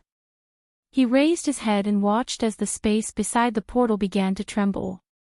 Then, a huge golden-red door of light suddenly opened beside Amandina without warning, and before anyone could react, a huge 3-headed monster that seemed to be stacked with crimson fat had squeezed out of the door. That unique shape could only make Brando think of one name, the King of Chaos, Messica. At that moment, Brando's heart tightened. Be careful. Amandina. He shouted with all his strength. But it was too late. Amandina did not even realize that disaster was coming. When she heard Brando calling her, she even turned her head in surprise, but the next moment, the Demon King's claws had already pierced through her body. With a sharp sound, the blood-red claws pierced through Amandina like 3 sharp swords. Her whole body arched in pain. Amandina opened her mouth wide, as if she was still in shock at the last moment. But blood immediately gushed out from her mouth and nose, but the noble lady still reached out to Brando. Brando! Brando! Brando! Her mouth opened and closed, but in the end, she hung her head down weakly. No, Brando's eyes were wide open, he could hardly believe what he was seeing. Although there was still a trace of delusion in his heart, hoping that all of this was just an illusion, delusion was delusion after all. His heart could not help but sink. As an ordinary person, would it be possible for Amandina to survive a blow from Messica, the demon king of the ultimate realm? Any sane person would give a natural answer. But this answer was unacceptable to Brando. Amandina was dead. Brendel saw the King of Chaos fling Amandina away with his claws, and Amandina's limp body slammed into the grass, as if she had lost all signs of life. At that moment, his mind was blank. He stood in the pouring rain with Halran Gaia in his hand, but for a moment, he felt as if the whole world had darkened. The noble lady who had been silently by his side, willing to stand against the entire kingdom with him, was dead. Brando did not know what thoughts were flowing in his mind for a moment. And the King of Chaos, Messica, finally noticed the young man at his feet. Its 3 huge heads looked back at the portal, and then at Brando. It instantly guessed the intentions of these humans, and could not help but show a trace of ferocious anger on its face. "Vermin, look at what you've done." Messica's voice seemed to come from the abyss. He raised his claws and immediately swung them down at Brando. "Brendel, you bastard, wake up from your stupor. Do you want to die here? You still have the cards of fate. Amandina is not dead yet." Saint Tassol the Wind Empress was going crazy. But the last sentence was like a bolt of lightning that cut through the darkness in his mind. He reacted with a start. Yes, he still had the cards. As long as he had the cards of fate, there was at least a glimmer of hope to save Amandina. Although it was only a glimmer of hope in a desperate situation. But as long as there was a chance, he would never give up. Brando suddenly woke up, but when he looked up, a shadow had completely covered him. To be continued. If you like this work, you are welcome to come to Chidian. Calm to vote for me. Your support is my biggest motivation.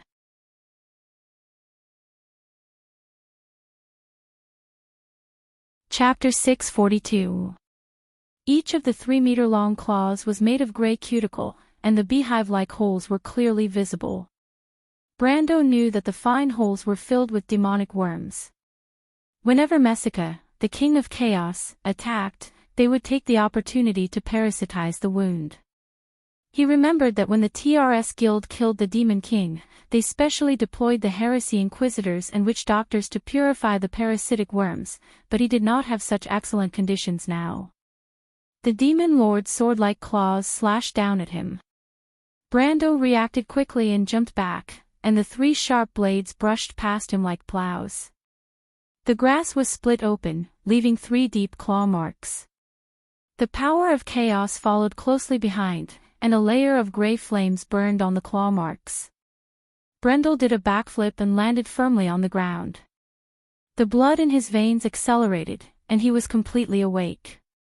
He avoided the claw without any danger, and a fine layer of cold sweat appeared on his forehead.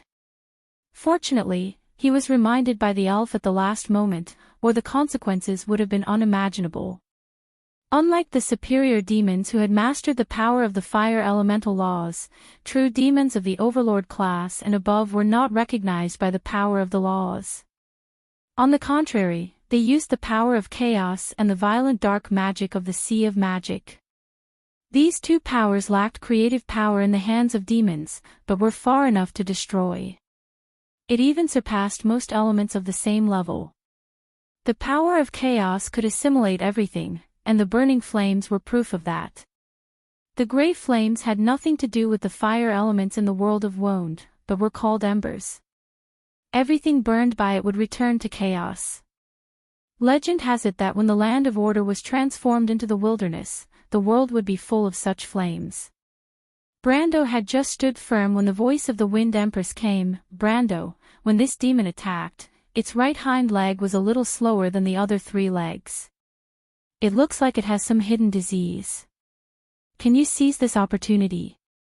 Brando nodded. The image of Messica, the king of chaos, in folktales often appeared as a fat giant with 3 heads and wings. Its big belly flowed with oil and hung down to the ground in layers. Although it looked very strange, it was basically a humanoid figure with 2 feet and 2 claws. The place that the Wind Empress pointed out was actually on Messica's right ankle. It was bitten by the Pain Lord snake when Messica was conquering the torture purgatory, and it had been left with a hidden disease. At that time, the TRS Guild had prepared a lot to take down First Down, and naturally would not let go of this obvious weakness. Messica did have a blind spot when it turned to the right.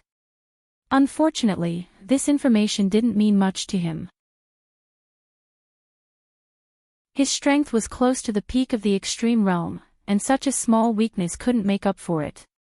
However, for the sake of peace of mind, Brando subconsciously leaned to the right. Was Messica's Messica? Messica's claw missed and he was furious. He had failed to kill a mere elemental awakened scum in 1 hit. It let out a roar, and slashed across the ground of Messica. There was an explosive scream in the air. But at this time, the Shire's spell finally arrived. I make it impossible for them to pass through each other. The Law of Woe. The young wizard finished chanting the spell and pointed forward with his staff. A wall made of large and small transparent force field squares instantly appeared between Brando and Messica. With a crack, Messica's claws swept across the wall, and spiderweb-like cracks immediately appeared on the transparent wall. In an instant, the wall collapsed, and the force field squares shattered like glass. If Brando was really a player living in the first act of the game, he would probably be scared to death. The Law Wizard's barrier was known as an invincible spell at that time. The only drawback was that both sides could not communicate, so it was only a pure defensive spell. But the force field wall was broken by brute force. That sounded like something that happened several versions later. It was only 376 years ago.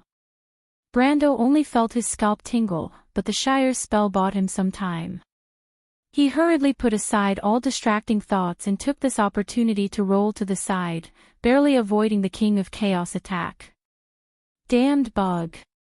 Messica let out a roar. It suddenly felt that it had been fooled. A rat escaped from its hands again and again. It felt that if it couldn't deal with this little thing, it would become the laughing stock of the other demon kings when it returned. It lost all patience and raised its claws forward. Without any spell or ritual, dark magic surged out of its body. Brando and the Shire immediately felt that their bodies couldn't move. Demon Curse, Bind. This spell could immobilize opponents of the same level for a second, let alone Messica using it on 2 rookies. If it wanted to, Brando and the Shire probably wouldn't be able to move their little fingers for half an hour.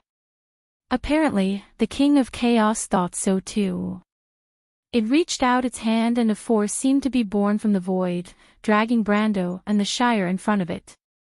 Messica looked arrogant, as if it wanted to see fear on Brando's face. You're overestimating yourselves. Next, I'll let you have a taste of what it's like to live a life worse than death, so that you stupid humans will know the consequences of going against me. Playing with people's hearts and spreading fear was the nature of demons, and the source of their happiness. Messica could almost see the guy and its claws trembling. But it was soon disappointed. Brando's eyes were only burning with anger, without a trace of fear. Amandina's death had almost pushed him to the edge of fury. He felt that some part of the dark power in his body was stirring. The fire of fanaticism burned his soul like a viper. He stared coldly at the stupid king of demons and replied in a cold tone, "You're the one who's worse than death, Messica." At this time, Dilfari had already circled behind the king of demons.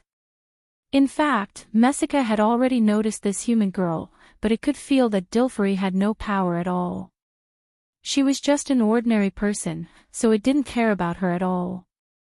Although it didn't look back, it still saw the little girl nervously take out a devil armband. Messica couldn't help but feel a little amused. This ridiculous bug actually planned to use this thing to restrain it. It was a real demon king of hell. Not only would it not be restrained by this low-level thing, but it could also affect the holder of this thing. Messica decided to stop what it was doing and wait for the human girl to make such a low-level mistake. It wanted to turn her into its slave and trophy, and these rats would be in for a good show. Thinking of the cruel place, this terrible demon lord couldn't help but laugh horribly. It saw Dilfari raise the devil armband. Although it had its back to the countess, there was still a sly smile on its face. But it couldn't smile right away.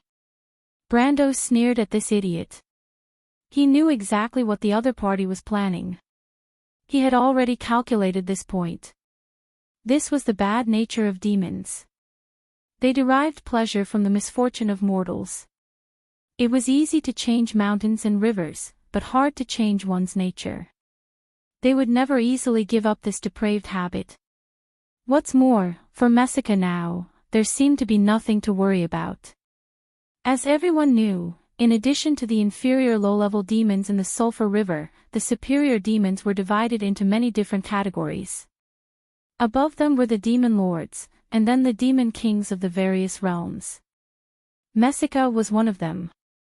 The relationship between superior demons and demon lords was a bit similar to the relationship between a knight and a lord, and the relationship between a demon lord and a demon king was like the relationship between a lord and a king. Of course, demons did not have a strict hierarchy like the human world, but it was not easy to become a demon king. Generally speaking, those who became demon kings were the best of the best after tens of thousands of years of fighting. Although the power of the demon kings was uneven, they had at least reached the extreme realm. With such power in front of a few insignificant humans, there was nothing to be afraid of. Messica definitely did not expect Brando's next move. Brando did not move, but the restrained state was not a silent state. At least he could still speak and shout. When Dilfari raised the devil armband, Brando suddenly shouted, "Dilfari, listen carefully. Dilfari, listen carefully. This idiot's real name is Toys number 403157. You can find its mark in the boundless purgatory. Quick, cast a spell on it." The sly smile froze on Messica's face. The sorcerers who studied and dealt with demons knew a secret. Every demon born in the abyss could not be killed. They were another manifestation of chaos. Every time they were killed, they would only temporarily return to chaos and leave a mark. They would eventually be reborn from this mark. This mark was the true name of the demon and the source of their power. Every demon, no matter how inferior or powerful they were, had a unique name that belonged only to them. This secret could only be known by the demon itself, and it would not tell anyone. But in history, there were still some demons who lost their names for some reason. These demons often ended up extremely miserable and were enslaved forever. Knowing the true name of the demon could command them to do anything. Although this saying among the evil sorcerers was somewhat exaggerated, it actually represented the truth in a sense. At least the shock in the heart of Messica, the terrible demon king of hell, could be described as overwhelming. The true name of a demon was the most private secret of every demon. Even in whispers and dreams, it would never be secretly leaked. But the problem was, Brando really said its true name. How did he know? If it was possible to change its faith, Messica would immediately want to seek refuge with Lady Martha. Then it would cry bitterly at the feet of the mother of all things, claiming that Brando was a cheat and asking Lady Martha to delete this guy's account or something. Unfortunately, Messica's boss, the Chaos and Twilight Dragon, obviously did not care about this matter. The King of Chaos looked as if it had just woken up from a dream. It roared and turned back to stop Dilfari. Unfortunately, it was a little too late. Or rather, it blamed itself for being too confident. When it turned back, Dilfari had already found Messica's mark in the boundless purgatory through the spell and the number of the true name. Then, she chanted a simple incantation, Toice number 403157, withdraw authority. The behemoth demon king of hell and the delicate countess snorted at the same time. Brando felt the spell binding him loosen, and at the same time, he saw a trace of blood oozing from the corner of Dilfari's mouth. Backlash. He knew that Dilfari's power was still too weak. If she only relied on the devil armband, not only would she not be able to control Messica, she would be controlled instead. But even if she relied on the true name, Messica's huge power was not something she could bear alone. Unfortunately, he did not have the extra time to find a gold-rank summoner who was good at psychic spells. Even the Countess herself was just an unexpected surprise. Brando and the Shire fell from the air to the ground. At the same time, Dilfari, who was trying to control the King of Chaos, had her beautiful face almost distorted. Only then did she understand why Brando told her that this was a dangerous task. She could not suppress Messica's power. Even if she had the true name and the devil armband, the powerful demon king of hell was not something an ordinary person like her could control at will. The turbulent power of hell invaded her body through the magic ring and quickly corroded her internal organs and blood vessels. Countess, you should know the consequences. I know. Dilfari raised her head. Her facial features were bleeding, and she looked extremely horrifying. But she still raised the devil armband and shouted, I order you to cut off the magic connection with the lower world. No. The demon king of hell suddenly screamed. It never dreamed that the little girl in front of it would be so cunning. Compared to her, it felt that it was simply a lower-ranked demon. With its true name, Dilfari could order it to do anything, and it could not resist. In other words, she could order it to die, but the problem was that she would be completely torn apart by the power of the backlash before that. However, Messica never dreamed that Dilfari would choose such a simple order to act according to her capabilities. Cut off the magic connection with the lower world. It was unable to resist at all, and the dark magic on its body dissipated in an instant. And in the eyes of others, Messica was thinning at a speed visible to the naked eye. In fact, it was the fat on its body that shriveled up like a deflated balloon, and soon turned into dry skin hanging on its bones. It looked as terrifying as it could get. And Messica's power was also rapidly declining, and almost in the blink of an eye, it fell from the peak of the extreme realm to the middle level of elemental activation. In just a few seconds, it fell by more than 2 realms, which was the fastest level drop in the Amber Sword. Ah! Bastards, you can't do this. Messica was so ashamed that it was like a little girl who had been forcibly stripped of her clothes. It probably never dreamed that it would end up like this. In fact, if Brando could just let this guy die, he would never choose such a troublesome way. Choosing such an order was the result of his careful consideration, because it was the only way to maximize Dilfari's safety. Of course, the Countess was not afraid of death. But the problem was, if she died, wouldn't Messica regain its freedom? So Brando chose this compromise from the beginning. Even if it was a compromise, it would still cause irreparable damage to Dilfari's body, but there was no other way. The dark shackles on Brando and the Shire dissipated in an instant.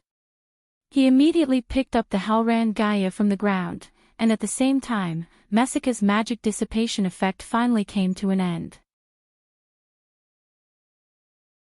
In fact, such a dissipation of power would theoretically continue until it completely became an ordinary person, but the withering of physical power was not an effect that could be achieved in a short time. Messica, the King of Chaos, who was at most a Chaos Lord at this time, had completely lost its confidence at this moment. It immediately took a horn from its waist.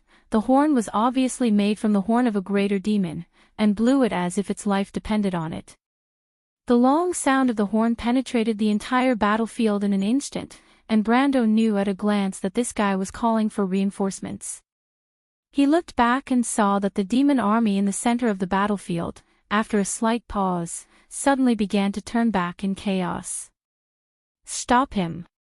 He immediately turned back and shouted. Amandina's fate was unknown, and no one could find the node of the portal.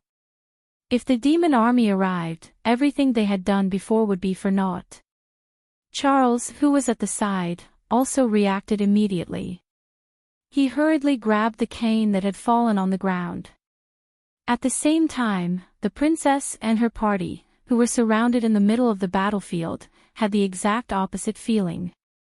Previously, they were surrounded, and there were several times when they were almost completely wiped out. Leiter and the crew's knight were all injured, and one of Garlock's arms was covered in blood and drooped weakly. The princess was clawed on the shoulder, and half of her shirt was stained with blood. But just as everyone was ready to die in a bloody battle, the surrounding demons suddenly retreated, and the pressure was relieved. What's going on? Those who were lucky enough to survive could not help but be slightly startled. The demons clearly had the upper hand, so why did they suddenly give them a chance to breathe? They raised their heads subconsciously, but the portal was still there, wasn't it? P.S. Since the log of the running team is still a spoiler, I decided to wait until these chapters are finished and this plot is over before I continue to post. My balls hurt == please vote. To be continued. If you like this work, you are welcome to come to Cheetian.com to vote for me. Your support is my biggest motivation.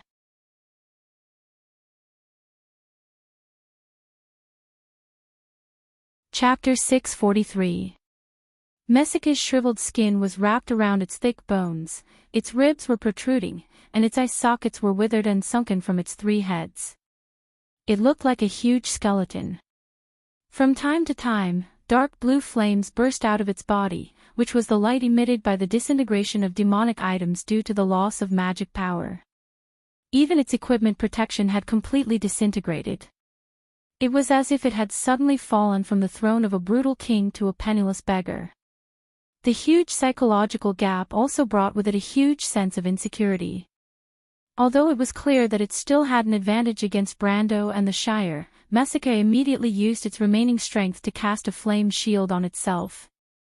It was as if this would make it feel more at ease. However, the Shire's reaction was not slow either. When Brando asked it to attack, it immediately grabbed the staff that had fallen to the ground and recited the spell loudly. "I will turn this sharp into a sharp blade, so that it will separate everything. By the law of Tiamat, the blade of Demetrius." He moved his hand forward, and the air in front of him stacked into layers of bright wind blades, and then instantly slashed at the demon king of hell, Messica, who was not far away. The flame shield hanging around Messica was much stronger than the little thing on Brando's crimson blessing. The orange light on the magic shield was like a layer of orange grease, so thick that it was almost solid. The Shire's dragon blade slashed fiercely on the magic shield. It was as if it had stabbed into a pot of oil and stirred violently. The red grease on the hemispherical magic shield shook violently. But it did not move at all. Ha ha ha. Messica took a step back in fear at first, only to find that the Shire could not penetrate its shield. The 3 heads could not help but laugh proudly. It was as if it had completely forgotten that it was still a demon king of hell. Normally, it would be a great insult to it if its shield was penetrated by a gold-level wizard. "You can't kill me. Just wait for your death," it shouted arrogantly. But soon, it could no longer laugh, because after the dragon's blade swept across like a transparent blade, a black longsword appeared behind the spell. The slightly shining blade was like a thin silver line that parted the rain. The orange-red flame shield did not have any effect on the longsword at all. The long sword flashed through the air as if it was transparent, and it slashed right into the dragon's chest. A flash. Brendel leapt through the rain and opened up a 2-meter-long wound on the monster's chest with his sword. With a cold expression on his face, he pulled the blade down in mid-air. His movements were so skillful that it was as if he had completed the same move thousands of times in the amber sword. Suddenly, a purplish-red rain of blood exploded in the rainy night. Mesika's laughter stopped abruptly and was replaced by a sharp scream, or rather, a howl. "Aw dash!" The scream immediately turned into a wail, and the huge body of the Demon King of Hell even fell back because of the impact. Brando landed steadily, and the huge Demon King fell to the ground at the same time. But Mesika obviously did not die. Although the wound on its chest almost extended from below the shoulder to the lower abdomen, it was so deep that the bone could be seen. The flesh split open on both sides, revealing a shiny obsidian-like gem inside. It was the dark magic stone of the demons, the source of their power. But this gem was now dim because it had lost its connection with the sulfur river. It was still waving its claws in the rain, trying to get up. The powerful vitality of the demons was undoubtedly revealed at this moment. The damaged muscles, soft tissues, and blood vessels were growing and healing at a speed visible to the naked eye. Some small fractures grew into new red scars in the blink of an eye. But Brendel was not going to give the Devil King a chance to fully recover. He immediately jumped onto the Devil King's stomach and stepped on its chest. At the same time, he raised Halran Gaia high up in the air. "No, don't." Mesika finally panicked, and the three heads showed a look of fear at the same time. "You can't kill me. I accept that woman's slavery. What do you want? I can give you power and authority, and everything you want." Brando was unmoved. I know," it screamed like a pig being slaughtered. "I can help you resurrect that little girl." At that moment, the Wind Empress felt the psychological change in Brando. "Don't listen to its nonsense, Brando," she hurriedly reminded him. But Brando's heart was only slightly moved, and he immediately reacted. "Resurrect?" he sneered. "It's turning into a demon, but Amandina doesn't need that kind of ending." The sword stabbed down. But it was at this moment that a cold light separated the rain and flew over. A silver light came from afar and hid Brando's downward blade. With a clear sound, the Halran Gaia suddenly tilted to one side, almost piercing the magic stone on Mesika's chest. "Ah!" The Demon King of Hell screamed again. Today was probably the unluckiest day since its birth. A dignified King of Hell was like a pig hanging by a thread and being trampled on at will. But it could only blame its bad luck. Among the demon kings of the lower world, Brando knew the true names of the 7 lords of the upper hell who had been to the human world. This knowledge was meaningless in the previous world, because the 7 of them had already been killed by the 25-legged man, and no one knew when they would be resurrected. But here, this thing had undoubtedly become its death sentence. Brando's sword was blocked, and he subconsciously took a step back. It was a dagger that was now stuck in the grass beside him. The power of that thing was amazing, at least at the level of elemental activation. Of course, it was not at Mesika's current level of decline, but at the level of a true mid-level elemental activation at its peak. Could it be a high-level demon? He shook his numb wrist and looked up, only to see an old acquaintance standing in the rainy night. The eagle swordsman, Devard. This guy was obviously not here to seek revenge. Brando immediately thought of the person behind him, Grand Duke Arek. He had almost forgotten about this guy, or perhaps it should be said that this guy seemed to have disappeared after leaving the Anderla Cathedral. But now this old fox had finally appeared. After he showed his last trump card. In the middle of the battlefield, the demons' offensive had weakened. In fact, the last few waves of their arrows had already begun to turn in the direction of the portal, leaving only a few hellhounds and brood devils with manic thoughts to continue to besiege the princess and her party. But they were no longer a threat. The strength of Lider and Cruz's holy cathedral knight was more than enough to block the attacks that had lost their power. They used their actions to teach these chaotic creatures the courtesy of the battlefield. The head of the killed demon was stuck on a spear. Those spears originally belonged to another group of imps. They should have been snatched from the coast guards at first, because the spears had the emblem and manufacturing number of Ampere seal on them. These spears formed a circle around the team. They are turning towards Brando. Her Royal Highness looked worriedly into the distance. We can't let them leave like this. But what can we do, Your Royal Highness of Erewhon? Stephen, a Cruz Holy Cathedral Knight, replied with a wry smile. Everyone was covered in wounds and exhausted. Most of the knights had been killed, and only 2 or 3 of them were left. There were also a few witches who had been supporting the battle from behind, but they were of no use in such a situation. The witch named Babasha had also run off somewhere. Leave it to me. A muddy and heavy voice that seemed to roll out from the throat replied weakly. The one who spoke was Garlock, who was lying on the ground and gasping for breath. He was pierced by a spear in the previous battle and his hand was seriously injured. I may be able to cast a teleportation spell again. Although it won't be as far as last time, I can find a way to teleport you in front of them. But are you okay, Master Garlock? Her Royal Highness asked with some concern. Anyone could see that the old wizard was not in a good state. Fortunately. Ahem, I have recovered a little strength and can cast it again. Garlock replied, Don't worry, Your Royal Highness. Then I'll leave it to you, Master Garlock. Princess Griffin nodded. Lider suddenly walked over and patted the shoulder of the old wizard lying on the ground.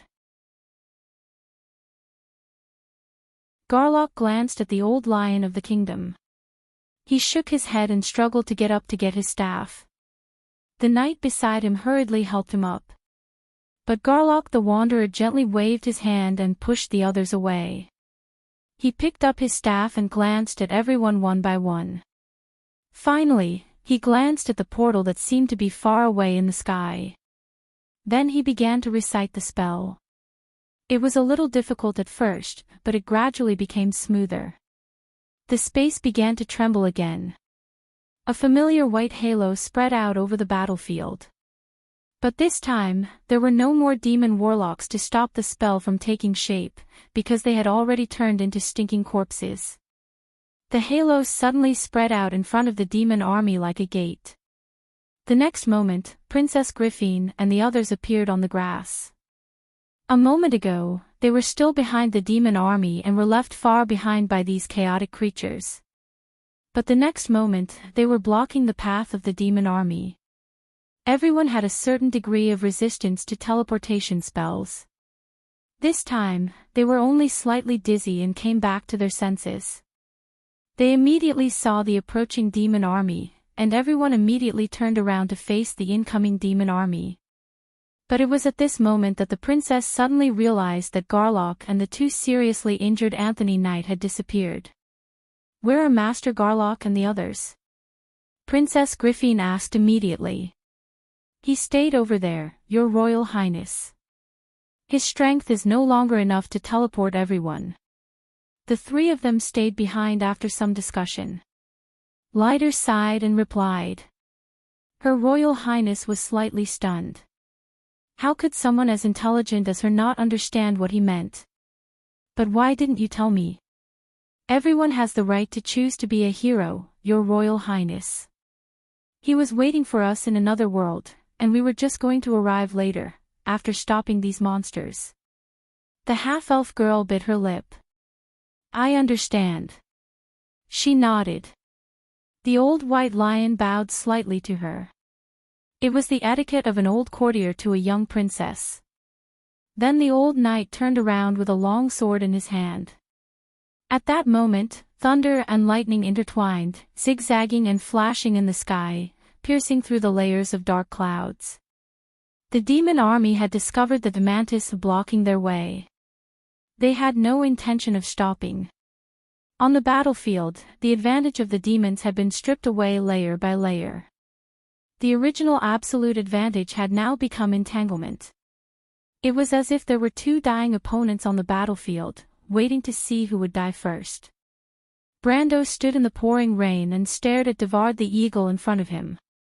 Neither of them looked like they had been fished out of the water, but no one noticed this. What was Enrich trying to do? As early as in the Amber Sword, the players had such suspicions. Because of the bizarre death of Her Royal Highness, all the blame was directed at the Grand Duke and Cruz's people. But the conspiracy behind it was obviously far more than that. The players had also found traces of the cultists, but this series of investigations eventually dissipated completely because of Erwin's demise. Brando would rather believe that Grand Duke Enrich was the suspect, and now that Devard the Eagle had appeared, his guess was confirmed. But it might not be what he wanted to see. Devard the Eagle swordsman had already drawn his long sword in front of him. This put Brando in a dilemma for a moment. Should he let go of the King of Chaos? The problem was that the Shire was obviously no match for Devard. He didn't know what was going on with this guy, but his broken hand had almost recovered in a few days. It must be the devil's work. At least when Brando saw this guy holding a sword in one hand before in the temple, he didn't look like he had recovered from his injury. This thought flashed through his mind. Devard had already shot towards him. The Shire!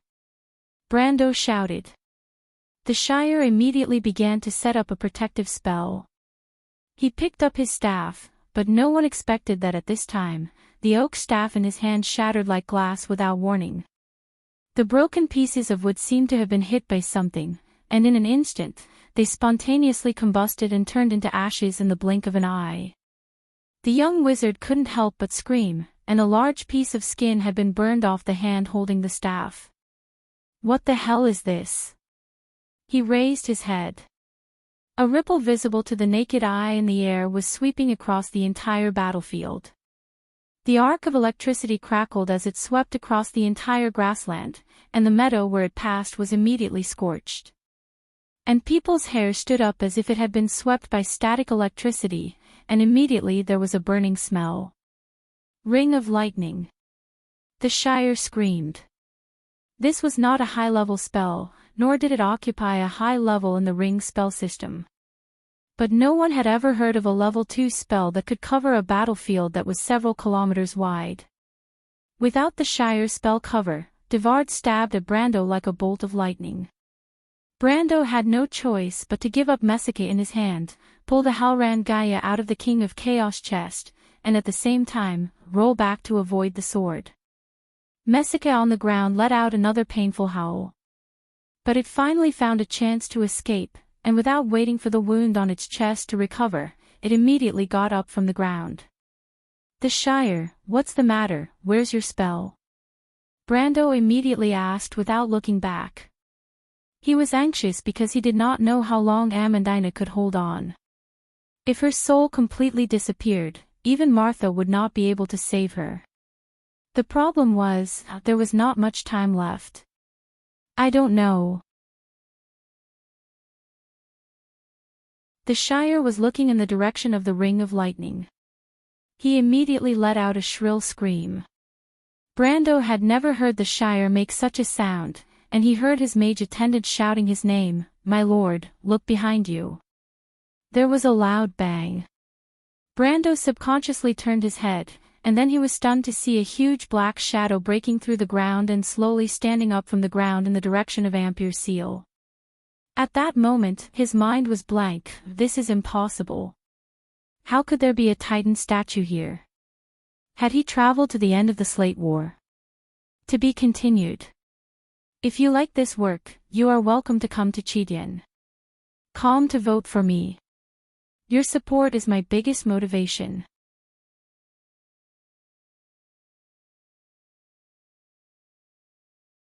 Chapter 644. In the last Golden Age, the Bugas created the Colossus and named it Traumir, a titan from ancient legends. This sacred weapon was once the weapon used by the people of Order to fight against the Twilight, but since the fall of the final fortress, Babel, everything related to it disappeared one by one in the long river of history. But the legends related to it had always been passed down on the earth. About its power, it was still spoken of and praised by the world. It was one of the few weapons in the mortal world that could fight against the Twilight. And today, it reappeared in front of the world. After the first Colossus stood up, a second Titan stood up from the ground. When Brando saw this, he immediately turned around without looking back and ran in the direction of Amandina. Messica, the king of chaos, who was left behind, was stunned for a moment before he reacted. Portal! Stop him! He screamed in shock and anger. Brando had planned to do so. As soon as he saw the two Titans appear, he knew that victory was hopeless. In that case, he might as well find a way to blow up the portal before the other party arrived. Of course, the first thing was to save Amandina. Devard the eagle immediately chased after him. But the Shire stopped him and said, "I will make it impossible for them to pass through each other, the law of the wall." He used his uninjured left hand to cast a spell. The spell took shape and a wall of force field appeared between the two of them. The wall appeared so abruptly that Devard almost bumped into it, but his sharp reaction made him stop at the last moment. He turned around in mid-air and slashed the wall with his sword. There was a loud bang, and the sword fell on the transparent force field wall. It only rippled but did not move. Devard had no choice but to step back and try to go around the wall from both sides. But this stop had already wasted the most precious opportunity. At this moment, Nicholas finally killed the last Longhorn demon. At the same time, he noticed what was happening here. The great swordsman of Cypher turned around and directly swept his sword across a distance of hundreds of meters. The flaming sword wind slashed straight at Devard the Eagle. Although Devard the Eagle was known as a famous swordsman in Erech, he did not have the guts to fight Nicholas. So when he saw the flame rushing towards him in a golden-red straight line in the rainy night, his face suddenly changed and he rolled back ungracefully to avoid the sword. Of course, although he avoided the sword, his clothes rolled in the mud, and when he stood up, it was as embarrassing as it could be. Devard had a bad temper and could not help but be furious. "Nicholas, are you going to betray Duke Cypher?" he shouted angrily. Nicholas was too lazy to pay attention to this idiot. The next moment, he appeared beside the Shire and stopped the King of Chaos, Messica, who was rushing towards him. Messica screamed angrily, but at this moment, he was no match for the flaming Nicholas. No matter how angry he was, he could only watch Brando rush towards the portal alone. Brando ran forward desperately. The Titan statue was the top creation of the Bugle wizards. Legend had it that they, like the ancient giants, had the power of lightning. Although they were lifeless stones, they could turn into lightning and shuttle through the battlefield. The speed of lightning could be imagined by ordinary people, so he had to destroy the portal before the other party arrived. After a few steps, he found the body of Amandina. Amandina was motionless, her dress was almost soaked in blood. Although he was prepared, Brando could not help but feel pain in his heart when he saw Amandina's closed eyes and quiet face. She could have lived a stable life in Brags. Although she was poor, at least she would not have died an unnatural death. He knew that one day she would create her own magic power core and become the brightest star of Erewhon. But she had chosen to walk down this path with him. Even if she gave up the job she loved, she never complained about him. She would only stand silently by his side and tell him what a qualified noble should do. Although she was a little old-fashioned, she was full of kindness and expectation. Brando used to think that Amandina was a little too rigid, but it was not until he lost her that he realized that he owed this girl too much. He silently looked at Amandina's sleeping face and called up the Planeswalker system, praying that Lady Martha still left him a glimmer of hope. But when he gently turned Amandina's body over, he was stunned. Amandina's blood-stained dress was full of shocking tears, as if to tell how cruel Messica's claws were. But that was it. Brando soon found that he could not find any wounds. Except for the 3 long and narrow tears on her dress that proved that the King of Hell's claws had scratched there, the skin under her dress was as white as jade, and there was no trace of a wound or scar at all. Brando blinked, almost thinking that he was hallucinating. He patted his face subconsciously, and then used his hand to test the temperature of Amandina's body. He touched the wound under her clothes. He was immediately startled to find that Amandina's body temperature was still warm. He was stunned. At this time, the noble lady let out a low and thin moan, frowned, her long eyelashes trembled slightly, and then she opened her eyes. Her dark pupils stared at Brando in surprise and his movements. As for Brando's motion, Brando half squatted beside Amandina, one hand passing through Amandina's torn clothes, and his palm just happened to press on her chest, as soft as jade. The two looked at each other like this. Amandina's face was so red that she did not know how to describe it. She replied in a voice that was almost inaudible, my lord. Please maintain your status. You. How can you, in such a place? But Brando did not seem to hear and stared at Amandina dumbfounded. Amandina, you're not hurt. Ah. Amandina seemed to have just reacted and recalled everything that had happened before. She instantly forgot about Brando's actions, and a look of disbelief appeared on her face. Ah. I'm not dead. Amandina, who had always been shrewd, could not help but short-circuit in the face of such a strange situation. But how? My lord, am I dreaming? Is this the kingdom of the dead, or is this Eden of Lady Martha? No, it's not, Amandina, you're not hurt. No, I don't know what's going on. Brando felt that there were a lot of messy thoughts in his mind, but none of them were reliable.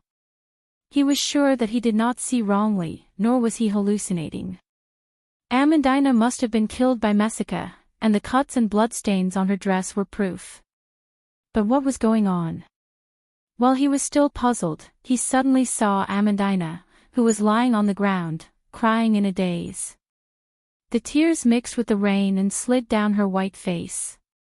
Amandina. Brando felt a heavy blow to his heart. He completely understood the meaning in the girl's eyes. It was not shock, excitement, or tears of sadness, but uncontrollable joy. Because she could be with him again, and did not have to go to the kingdom of the dead alone. At that moment, Brando felt that the softest part of his heart was touched. Amandina had hugged him tightly before that. Tears rolled down her cheeks like beads from a broken necklace. She did not speak, but it was more than 1,000 words. At that moment, Brando suddenly understood her choice. Brando quietly felt the warmth from the noble girl's body. If he could, he was willing to give her a little more time. However, now was not the time to be affectionate. He paused for a moment, then pressed Amandina's shoulder and calmly pulled her away from him. Amandina, now is not the time to talk about this, we need your help. Amandina nodded gently. She had calmed down, and the shock of regaining her life made her momentarily forget herself. But she was still the same Amandina. She wiped the corners of her eyes with her hand. I know, the portal. There's another portal. My lord, can you help me up? Brando hurriedly helped her up, and the two quickly ran in the direction of the portal. At the same time, Nicholas had just blocked the King of Chaos, Messica, and the Eagle Swordsman, Devard. The portal was still 100 meters away. It was at this moment, a bolt of lightning pierced the night sky, causing everyone's expression to change. The crisscrossing lightning seemed to cross the entire battlefield, and in the next moment, it suddenly fell in front of Brando and Amandina, blocking them from the portal. After the lightning dissipated, white smoke curled up, and a huge figure appeared behind them. It stood in the rain, its towering body more than 100 meters tall. There was still mud on its body, but the rain had washed the dirt away, revealing the bronze-like skin underneath. It looked like a bronze creation, but it was actually the product of granite strengthened by magic. In this world, except for the mages of Bugha, no one knew this giant better than Brando. It was a titan, the supreme creation of the mages. Its body was made of stone, but after the enchantment, it had long been harder than the strongest adamantine. Ancient alchemy had long been lost after the war, and every titan statue that existed in the world was a gift from before that era. However, most of the rumors about these gifts were about their terrifying power. When the mages of Bugha captured Alls, where the slate was hidden, they only used one titan statue to level the third major city under Jorgandi Ridge. It was said that after that battle, Alls was reduced to ashes, and some players saw it with their own eyes. Brando subconsciously stopped in his tracks. The titan was like a mountain in front of them, lying between him and the portal. Although the distance was only a few feet, it seemed to be at the end of the world. Brando could not help but grip his sword tightly, and Amandina looked at him cautiously. But could he give up now? Obviously not. P.S. Today's first chapter, the rest are still in school. There's still a lot, everyone, vote for tonight's party. To be continued. If you like this work, you are welcome to come to Chidien.com to vote for me. Your support is my biggest motivation.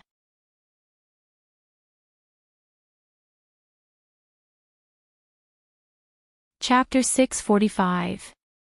Amandina, get out of the way, I'll attract its attention. Brando let go of Amandina's hand and said softly without turning his head. My lord, please be careful. Amandina replied, but in the end, she obediently took a few steps back. Even though she had gone back and forth from the path of the dead, she had 1,000 words to say to Brando. But she knew that at this time, she understood that everyone must do their best to fight against the fate that belonged to Erwin. Brando raised Halran Gaia and let out a roar at the same time. He was like a lion, charging at the Titan Colossus alone. It was an indomitable battle, and he was facing the Titan statue's mountain-like fist. It was a battle between ants and giants. The Titan's arm had turned into a bundle of electricity in midair, and a fist smashed towards Brando's position, but Brando did not dodge at all, but faced it head-on. Amandina let out a cry of surprise, and then covered her mouth. Brando, are you crazy? The elf lady could not believe her eyes. Electric sparks had exploded with Brando as the center, and then bloomed in all directions, one after another, like lines of fireworks. Brando was not crazy, of course. But he knew that it was meaningless to dodge. This was the supreme work of the Bugha mages, and the Titan's attack could not be avoided at all. Instead of struggling in vain, it was better to decide the outcome in one fell swoop. It was either victory or defeat. There was no third way to go. Countless bolts of lightning pierced his skin like sharp blades, and then completely pierced through him. His skin was scorched and rolled, and his hair was on fire and burned. Brando moved forward step by step, like a giant moving forward in a storm, and nothing could stop him from moving forward. His HP dropped to the lowest limit in an instant, and his status changed from healthy to near death, and then 2 large words were written on it, dead. But Brando was still moving forward. His unyielding talent was like the last flame burning fiercely, and powerful laws poured into his body from the void, supporting his body and soul, allowing him to stand on the ground. The lightning storm finally passed. But Brando still held his sword high. He looked at Titan, and only one sentence could express the wildness in his heart. Come on, bastard. He raised his head and roared. His roar pierced through the entire battlefield. The Titan statue froze for a moment, or rather, the person controlling this terrifying war machine froze for a moment. Never in his wildest dreams would he have thought that after taking a full blow from him, this young man who was merely at the pinnacle of gold elemental awakening was still alive. However, it accepted Brando's provocation. The Titan raised its left hand, and a bolt of lightning seemed to respond to its call, striking its palm from the sky. The surging thunder and lightning converged into a bright thunderball in its palm. At that moment, it was the god of lightning, the storm giant, Tramiel. Titan grabbed the lightning ball and stretched it as if it was a tangible object, turning it into a lightning spear. Since you want death, I'll give you death. Lightning brought fire to civilizations in countless worlds, as well as the decree of destruction. Titan threw it forward, and the lightning gathered into an infinitely bright point that pierced towards Brando. Dodge! Saint Tossel didn't understand what Brando wanted to do at all. She felt that this young man was simply crazy. She had never seen such a wild side of him, facing the power of death without any scruples. That moment only reminded her of that night in Butchie, when she first saw this young man. It was precisely because of this same power that she really decided to make him her successor. But this scene replayed itself. The young man was like an enraged lion, charging towards his enemy, or perhaps death, with an indomitable will. For him, this was the only chance left. A roar that seemed to tear the world apart sounded. Lightning sputtered across the meadow, and the dense electric arcs twisted and almost turned into some kind of blazing white-gold gaseous substance. They meandered across, turning everything in their path into flying ash. But what happened next was unbelievable to everyone who witnessed this scene. Brando was like the thunder god descending to the world. His body was surrounded by lightning, his hands parted the white gas cloud, and with an unstoppable momentum, he passed through the thunderstorm. Everyone saw the black flames rising from his eyes, and the same power overflowed in his body. The power of the raging dark dragon dominated Brando at this moment. He only had eyes for Titan. He jumped up. This jump had already erupted with power that ordinary people couldn't imagine. He flew off the ground like a cannonball and crashed into Titan's chest. That was where the core of the lightning was located. The Halran Gaia was like a silver line that parted the water mist. The sword pierced down and hit the hard granite. But in a burst of sparks, the invincible Halran Gaia was only able to hit the hard surface. The countless lines of the magic array on the bronze surface suddenly bounced off invisible ripples and completely pushed the sword away. Then, the lightning on the protective array began to counterattack. Countless electric arcs flew out from the chest of this behemoth, and each one was like a whip that hit Brando's body. But it was meaningless. Brando couldn't become more dead. As long as his head and heart were still there, then in these 10 minutes, he would continue to live. 10 minutes was enough for Brando to do a lot of things. The counterattack of the lightning also triggered some unawakened power in Brando's body, which was the blood of the sun. Every time a bolt of lightning fell on him, the blood of the sun would strike back with the same golden red lightning. Only at this moment did the situation that Brando had been planning for a long time finally happen. The damage reflection skill began to show its terrifying power with the support of the unyielding talent. Every time a bolt of lightning hit him, the blood of the sun would react and strike back with the same golden red lightning. The damage reflection skill finally showed its power with the support of the unyielding talent. Even if it only dealt 50% damage, it was still the power of Titan itself. The Titan was attacking itself. The Titan's controller immediately realized that something was wrong and used countless lightning bolts to counterattack Brando's attacks, only to be met with an equal number of counterattacks from Yang Yan blood. But in turn, the counterattack of Yang Yan's blood would lead to a new round of counterattacks, making this vicious cycle almost impossible to stop. The entire Titan was instantly enveloped in a ball of dazzling light that resembled the birth of a new star. In the blink of an eye, the Titan could no longer hold on after nearly 10,000 counterattacks. In the blink of an eye, countless fine cracks appeared on its chest. The Titan trembled violently in the blazing light. Brando was also roaring at the sky, or rather, screaming miserably.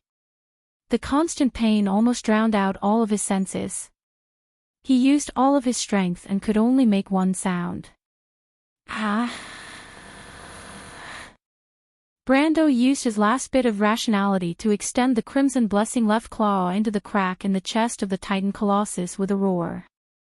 Then, he raised Halran Gaia and began to violently attack the Titan's gradually exposed lightning core.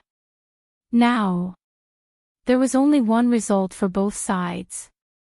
Kill the other, or be killed by the other. If the Titan's controller still had a trace of hope, Brando knew better than him that this huge thing would definitely not be able to kill him for at least 10 minutes. And could the Titan withstand his full strength attacks for nearly 10 minutes? The answer was obviously no. The Titan would be killed by its own damage reflection. This was probably the most aggrieved way to die since it was created. And it could no longer turn back. Brando had also lost the ability to think and had completely fallen into a state of madness. He was almost like a beast, completely relying on his instincts to attack this giant beast. The constant hellish pain made him unable to think at all. The only remaining trace of consciousness he had left finally turned into a roar. Amandina, run. Now is the time, run. Teleportation gate. His voice spread far and wide. Amandina pressed one hand to her chest. She looked at the ball of light that had become as bright as the sun with an indescribable feeling. She knew that Brando was fighting a desperate battle with the terrible enemy inside. She was powerless to change anything and could only pray silently. But until Brando's roar rang out, Amandina, run. Now is the time, run. Teleportation gate. Amandina shuddered. That roar did not sound like the voice of her lord. It was so painful that it sounded like the howl of a beast. As if she had been stabbed, she immediately gritted her teeth and rushed towards the teleportation gate. 100 meters was just a blink of an eye. But what she did not expect was that as soon as she took her first step, a dazzling electric light suddenly bloomed from the Titan Colossus. The light flashed violently, and then all the lightning was extinguished one by one. Amandina subconsciously turned her head, just in time to see Brando, who had lost his strength, fall from mid-air, turning into an arc and hitting the ground heavily. Ah! She let out a worried cry, and then noticed that the terrible Titan Colossus's body had cracked and was standing in place, on the verge of collapse. He won. Amandina could not help but widen her eyes, but her heart immediately sank. Because she saw the Colossus stand up shakily again, as if it would fall and collapse at any time, but it was not completely destroyed after all. But on the contrary, there was no sign of life on the Lord's side. His lord lost, Amandina felt an uncontrollable sting in her heart. She finally realized something, and tears burst out of her eyes. Amandina had thought more than once that she might die in this war, that Erwin might perish, but she never thought that Brando would die. His lord was omnipotent, like a hope that led everyone forward, but she never thought that even the last candlelight would be extinguished. Brando also did not think that Halran Gaia was indestructible because of his elemental attributes, and he might have never considered that Halran Gaia would break. And in fact, even under the Titan's attack, Halran Gaia was still unscathed. But this misunderstanding made him forget one thing. Not every piece of equipment on him was called Halran Gaia. When he saw his crimson blessing turn red, melt, and finally break under the lightning, he finally realized this. It's over. At that moment, he only had one thought. Then he was bounced far away by the lightning and hit the ground hard. He felt as if he was embedded in the ground, and the unyielding talent was burning the last flame in his body, but it was about to go out. He was unable to move, his eyelids began to become heavy, and endless sleepiness lingered around him. Is it going to end?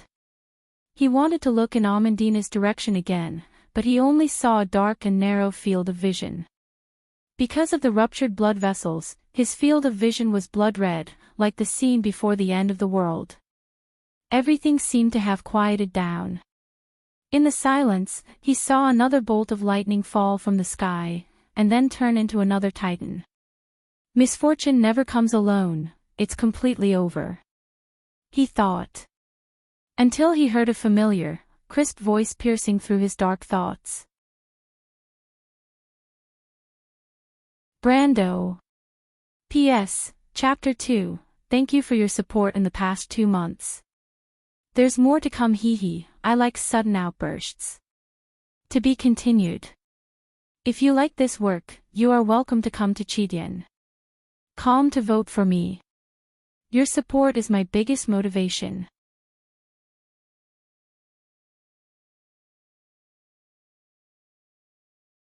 Chapter 646.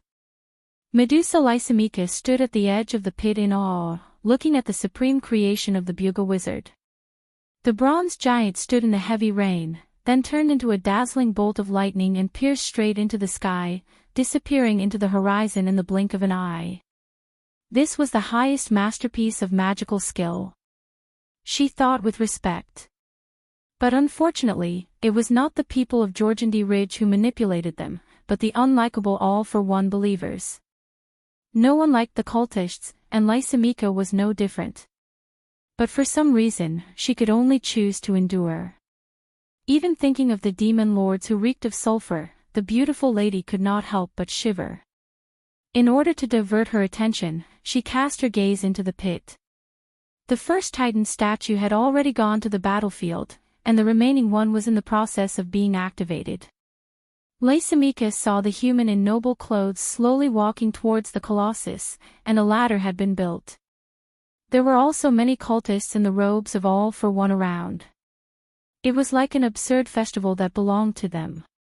Lysimachus suddenly remembered that the guy seemed to be a marquis or something. But unfortunately, she had always been disdainful of human aristocrats. She subconsciously looked away, but immediately saw the situation she did not want to see the most. White mist, did you hear that? They are going to deal with Brando. What should we do? Brendel definitely won't be able to defeat such a huge stone golem, Romaine said with a little nervousness after careful calculations. Oh, what are you going to do? Well, I don't know, can we fight our way in? What do you think? Then what should we do? Then there's no other way, Roman. Some things cannot be stopped by human power. But when you become stronger in the future, you can avenge him, White Mist replied listlessly. The merchant girl fell silent. White Mist, do you think Brando can beat them? She asked with some concern. He can't. That's a Titan statue. None of us is a match for it, and there are 2 of them. Accept your fate, Roman.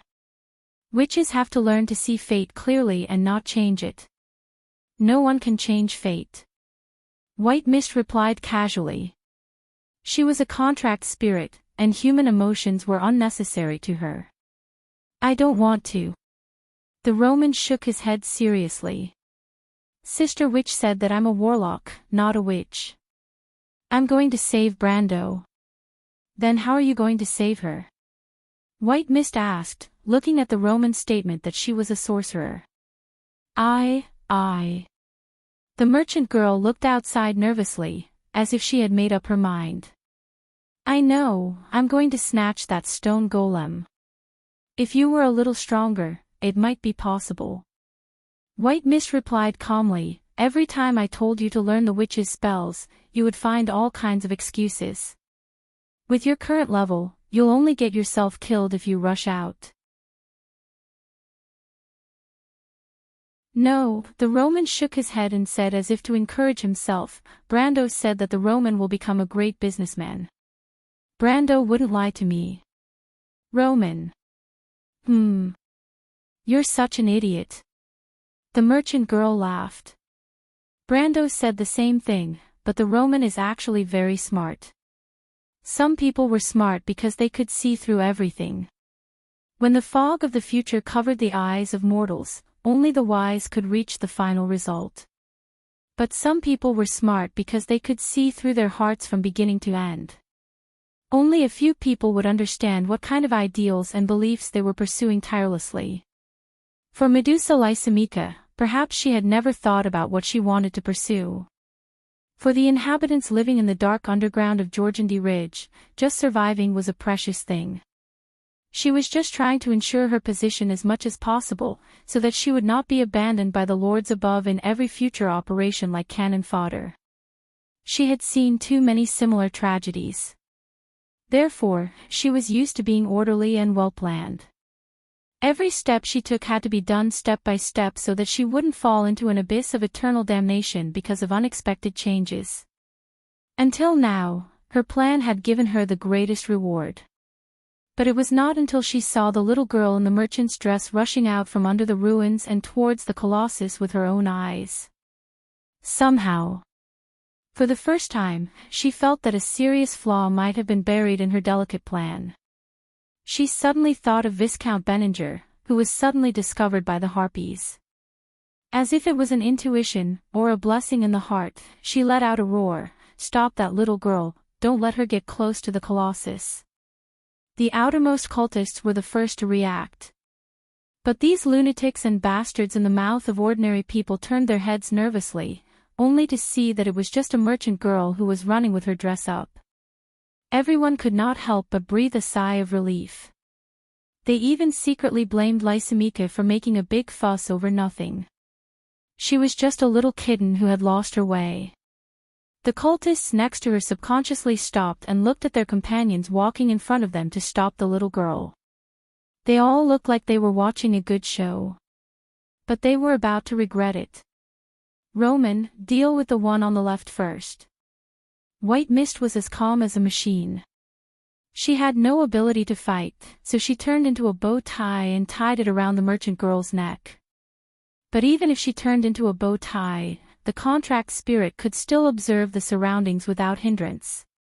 The merchant girl took out a small cage and pointed at the cultist who was blocking her. "Caged bird, who gave you the wings to break free from your shackles?" With a flash of light, the cultist who tried to stop her disappeared, and everyone saw the figure of the unlucky guy in the girl's cage.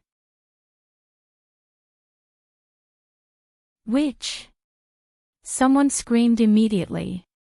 "Be careful, she's a witch." The cultists finally reacted, but it was a little too late. The Roman had already passed through the place where the person was originally standing. Because the others were not on guard at all, the merchant girl had lowered her head and entered the first line of defense. Roman, the little noble next to the Colossus. Only then did the cultists turn around to give chase, but the merchant girl had already raised her head, took out a small wax figure, and chanted, "King's chariot shift." The next moment, she appeared where the little noble was originally standing, and on the contrary, the guy had swapped places with her. At this moment, the cultists pounced forward, and immediately pressed down on the somewhat plump noble who screamed miserably at the bottom. The merchant girl was close to the Colossus, and then she saw the ladder clearly. The bad guy she knew called Marquis Joachim was climbing up the ladder quickly. The Roman immediately lifted her skirt and chased after him. "Too slow, use magic." White Mist stared at that side, calmly calculating the distance between the two. "I'm out of magic, White Mist," the merchant girl replied, panting, somewhat aggrieved. She chased after Joachim in front, and the cultists behind her got up again and chased after her. The three groups spiraled up the ladder and soon approached the Colossus's chest. At this time, Lysimachia and the Tauran Lord finally arrived at the foot of the Colossus. "Skate, go up!" Lysimachia shouted. The Tauran Lord Skata let out a loud roar, patted his chest, and sprinted, jumping up the scaffold, and then jumped again, landing right in front of the Roman and White Mist. "Be careful above," White Mist reminded unhurriedly. "Ah, what should we do?" The Roman also saw Skata falling from the sky and was startled, as if she had never considered that the enemy would catch up before she rushed out. "Use the brittleness potion." "But we'll fall too. We can't care so much." The Tauran Lord had already landed on the scaffold in front of them with a bang, and the whole ladder shook. The Roman hurriedly held on to the colossus beside her, and at the same time, took out a bottle from her bag and threw it on the wooden plank. After the bottle broke, the liquid inside immediately flowed out, and soon merged with the wooden plank in the rain, which immediately turned white and gray. But unfortunately, the Tauren lord, who was born careless, did not notice this detail at all. He took a step forward and stretched out his big hand to grab the merchant girl, but his whole body fell through the wooden plank with a whoosh. The effect of the potion was extremely powerful, and in the blink of an eye, the whole ladder became shaky, as if it would collapse in the next moment. Roman, use the magic rope. The merchant girl swayed in midair, and at the same time, pulled out the rope used to tie up Viscount Benninger from her bag. She threw it up forcefully, and the rope came to life like a snake, wrapped around the colossus's neck, and then tied there. At the same time, the ladder collapsed with a crash, and the Roman suddenly hung in midair with the rope. Rope, rope, shorten quickly. She shouted. The shortened rope pulled her closer to the colossus's neck, but before that, Marquis Joachim, who was at the front, had climbed up the ladder in front of him into the Titan colossus's ear hole. Before entering, he looked down at the Roman with a mocking look. He had probably recognized the merchant girl's identity. Medusa Lysimachia watched Sketa fall from the sky in annoyance. She did not have time to care whether her companion was dead or alive, and immediately took the longbow from her back and shot an arrow at the rope in the Roman's hand. She had intended to shoot the rope, but she did not expect that the rope would not move at all. She immediately realized that the rope might be extraordinary, and immediately moved the bow and arrow away, aiming directly at the Roman and shooting an arrow. This arrow was supposed to be aimed at the Roman's heart, but the merchant girl did not hold the rope firmly, and her hand slipped and almost slipped off the rope. As a result, the arrow hit her in the shoulder. "Ah, it hurts." The merchant girl was in so much pain that tears were about to flow out of her eyes. Her hand loosened and she almost fell off the rope. Fortunately, the white mist immediately turned into a ribbon and tied her hand to the rope. Fortunately, this young miss didn't fall. "Be careful," White Mist scolded. Lysimachia's arrow missed, and she could not help but frown. She raised the bow and was about to shoot again, but at this time, the entire Titan statue had been activated, and suddenly turned into a blue electric light and flew into the sky. Medusa was only stunned for a moment, and when she looked again, the Titan statue and the witch were nowhere to be seen. She was slightly startled, then sighed and put down the bow. "Are you okay, Sketa?" She turned her head and looked at the Tauren lord lying on the ground. Sketa hurriedly shook his head. This guy's skin was rough and thick, so there was no problem. It was just that he crushed several cultists when he fell. What an idiot. She did not know if All for One would cause trouble for them because of this.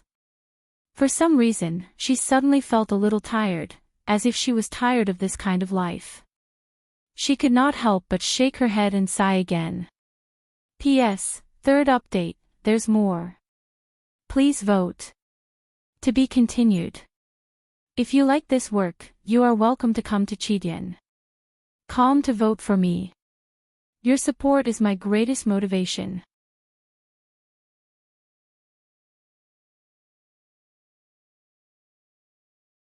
Chapter 647.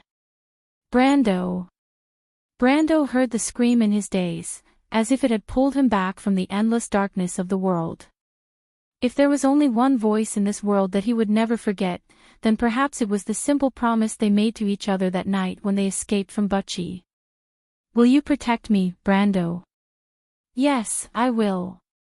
Brando opened his eyes in disbelief and saw the familiar figure. The merchant girl was hanging on the neck of the new Titan statue with a rope like a swing. Although she was swinging and scraping her head on the granite, she still looked very happy when she saw Brando. "What are you doing?" The only thing Brando wanted to do now was to glare at the merchant girl angrily, just like he had done every time she got into trouble in the past. Unfortunately, he didn't even have the strength to blink now. He could only lie on the ground quietly and watch everything, waiting for the unyielding talent to finish its last bit of time. The portal behind the two titans was bright red, as if all chances had been lost. He didn't know where Amandina was now, or if she had found the node on the portal. Maybe there was still a chance. Brando stared at the merchant girl, and the Roman had already climbed onto the titan statue's shoulder. "Ear hole," he said in his heart. He knew that it was the only way to enter the titan statue's internal control core. The merchant girl seemed to have heard his voice, and she rushed in that direction with her face covered in dirt. But it was at this time that a ball of electric sparks suddenly appeared on the titan statue's shoulder, and this ball of electric sparks immediately wrapped around the merchant girl. Brando's eyes widened in an instant. He saw the Roman twitching in the electric arc, and soon fell down with smoke coming out of her body. Brando's heart turned cold. He breathed heavily, and regret was injected into his heart like poison.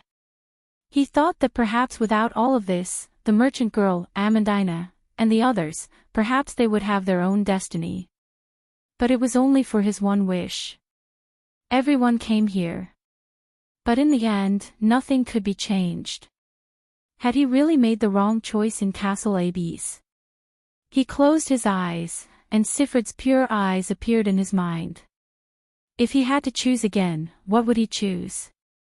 Brando didn't know. He opened his eyes for the last time, as if to say goodbye to the world that had brought him a brief but unforgettable moment. At least he wanted to take one last look at the Roman, at the merchant girl, whom he had promised to become the greatest merchant in the world. But he went back on his word. However, what he saw made his heart clench violently. He saw the merchant girl struggling to crawl towards the Titan's ear. She was just a little bit away. "Roman, she's not dead." The manipulator of the Titan statue seemed to have realized the danger as well. The huge stone statue actually raised its left hand and patted its own shoulder. At that moment, Brando's heart was in his throat. He was afraid that he would see the scene that he had imagined, but he did not expect the giant statue to slap him in the face. Ha! Brando was ecstatic.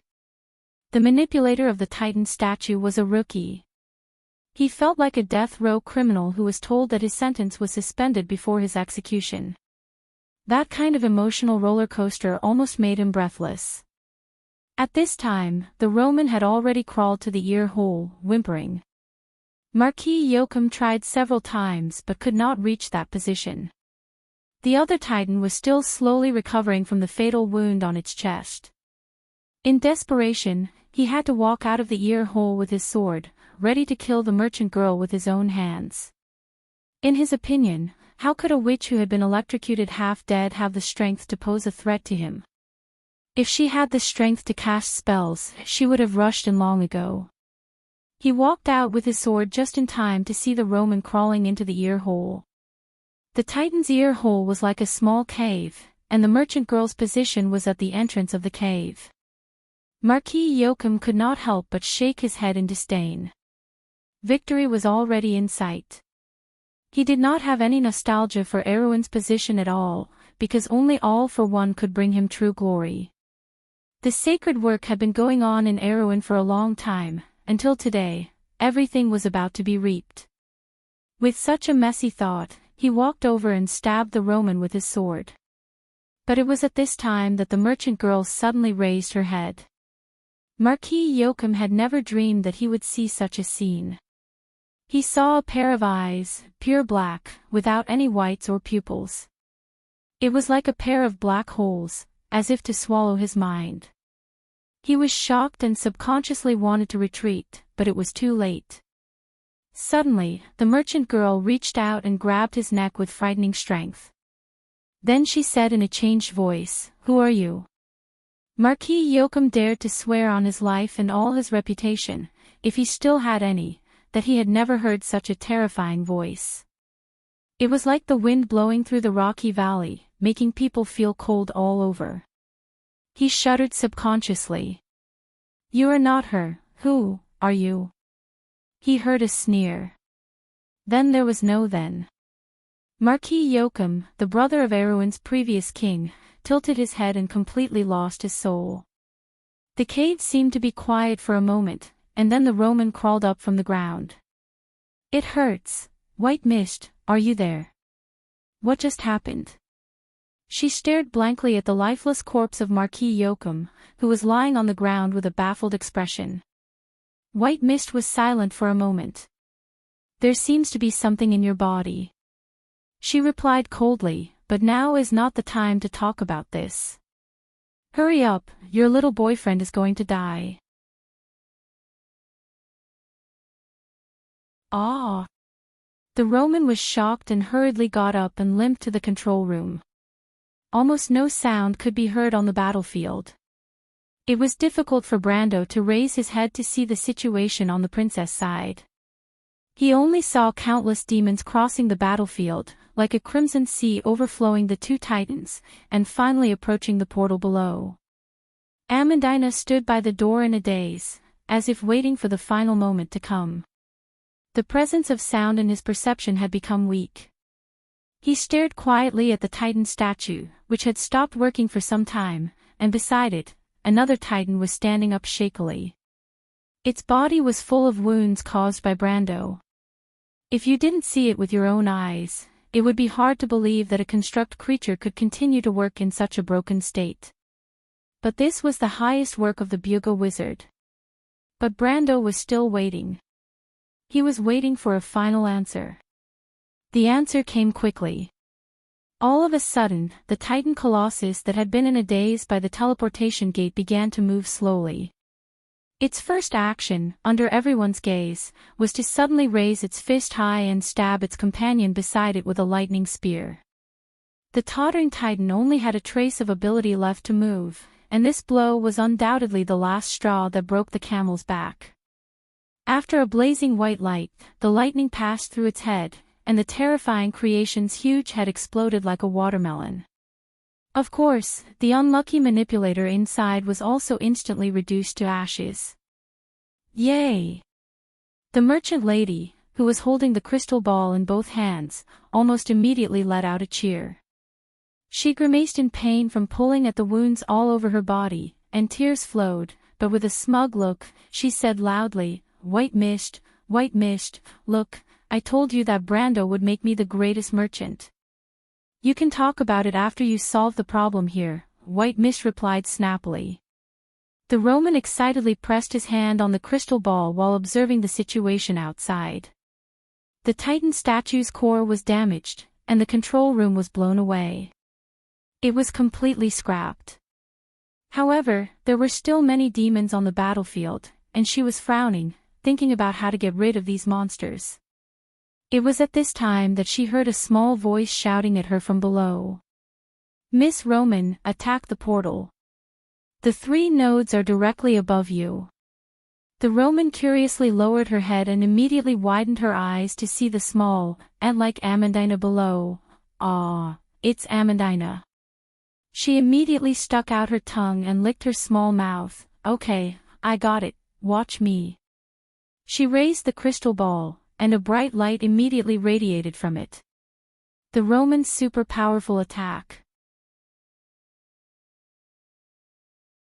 With a loud bang, under the watchful eyes of everyone, the 2 arms of the remaining Titan Colossus suddenly fell off naturally and landed on the heads of the demon army that was approaching the teleportation portal below. Damn! Seeing this scene, even Brando could not help but shout in his heart.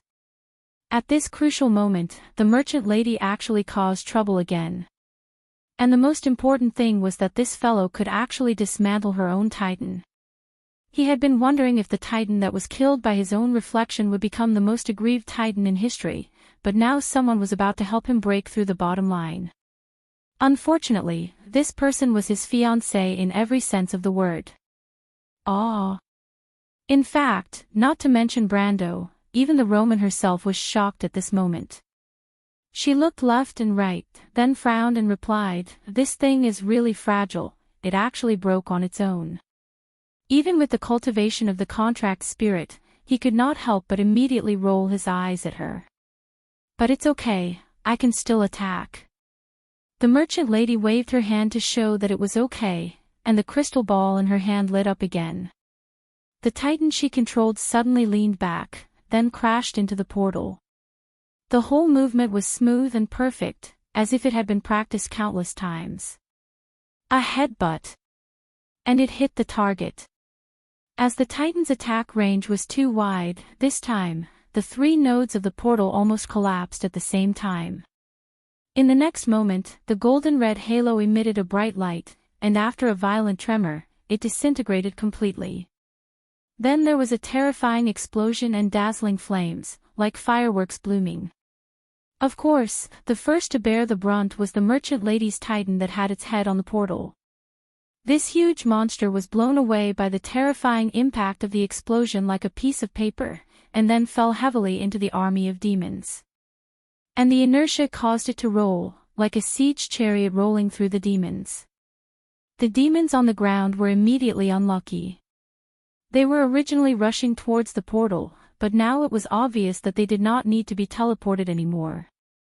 The Roman's titan would naturally send them back to the Sulphur River, whether they were willing or not. Wherever the titan passed, flesh and blood splattered. Probably since it was created, no one had used it to kill the enemy in such a way. It had to be said that it was very efficient.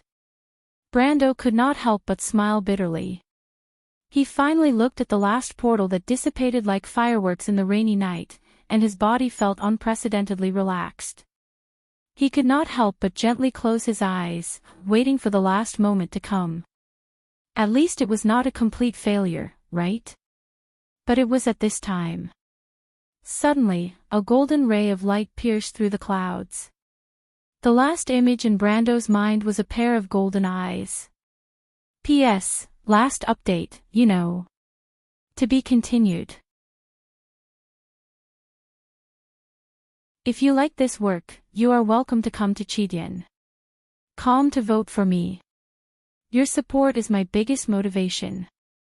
You're tuning in to the LoveLore Library YouTube channel. We're so grateful for your support, and don't forget to subscribe to join us on this incredible journey through captivating stories. Your generosity through donations truly makes a world of difference, as it's the primary source of revenue that allows me to expand and enhance this channel for you. Thank you from the bottom of my heart for being a part of this adventure.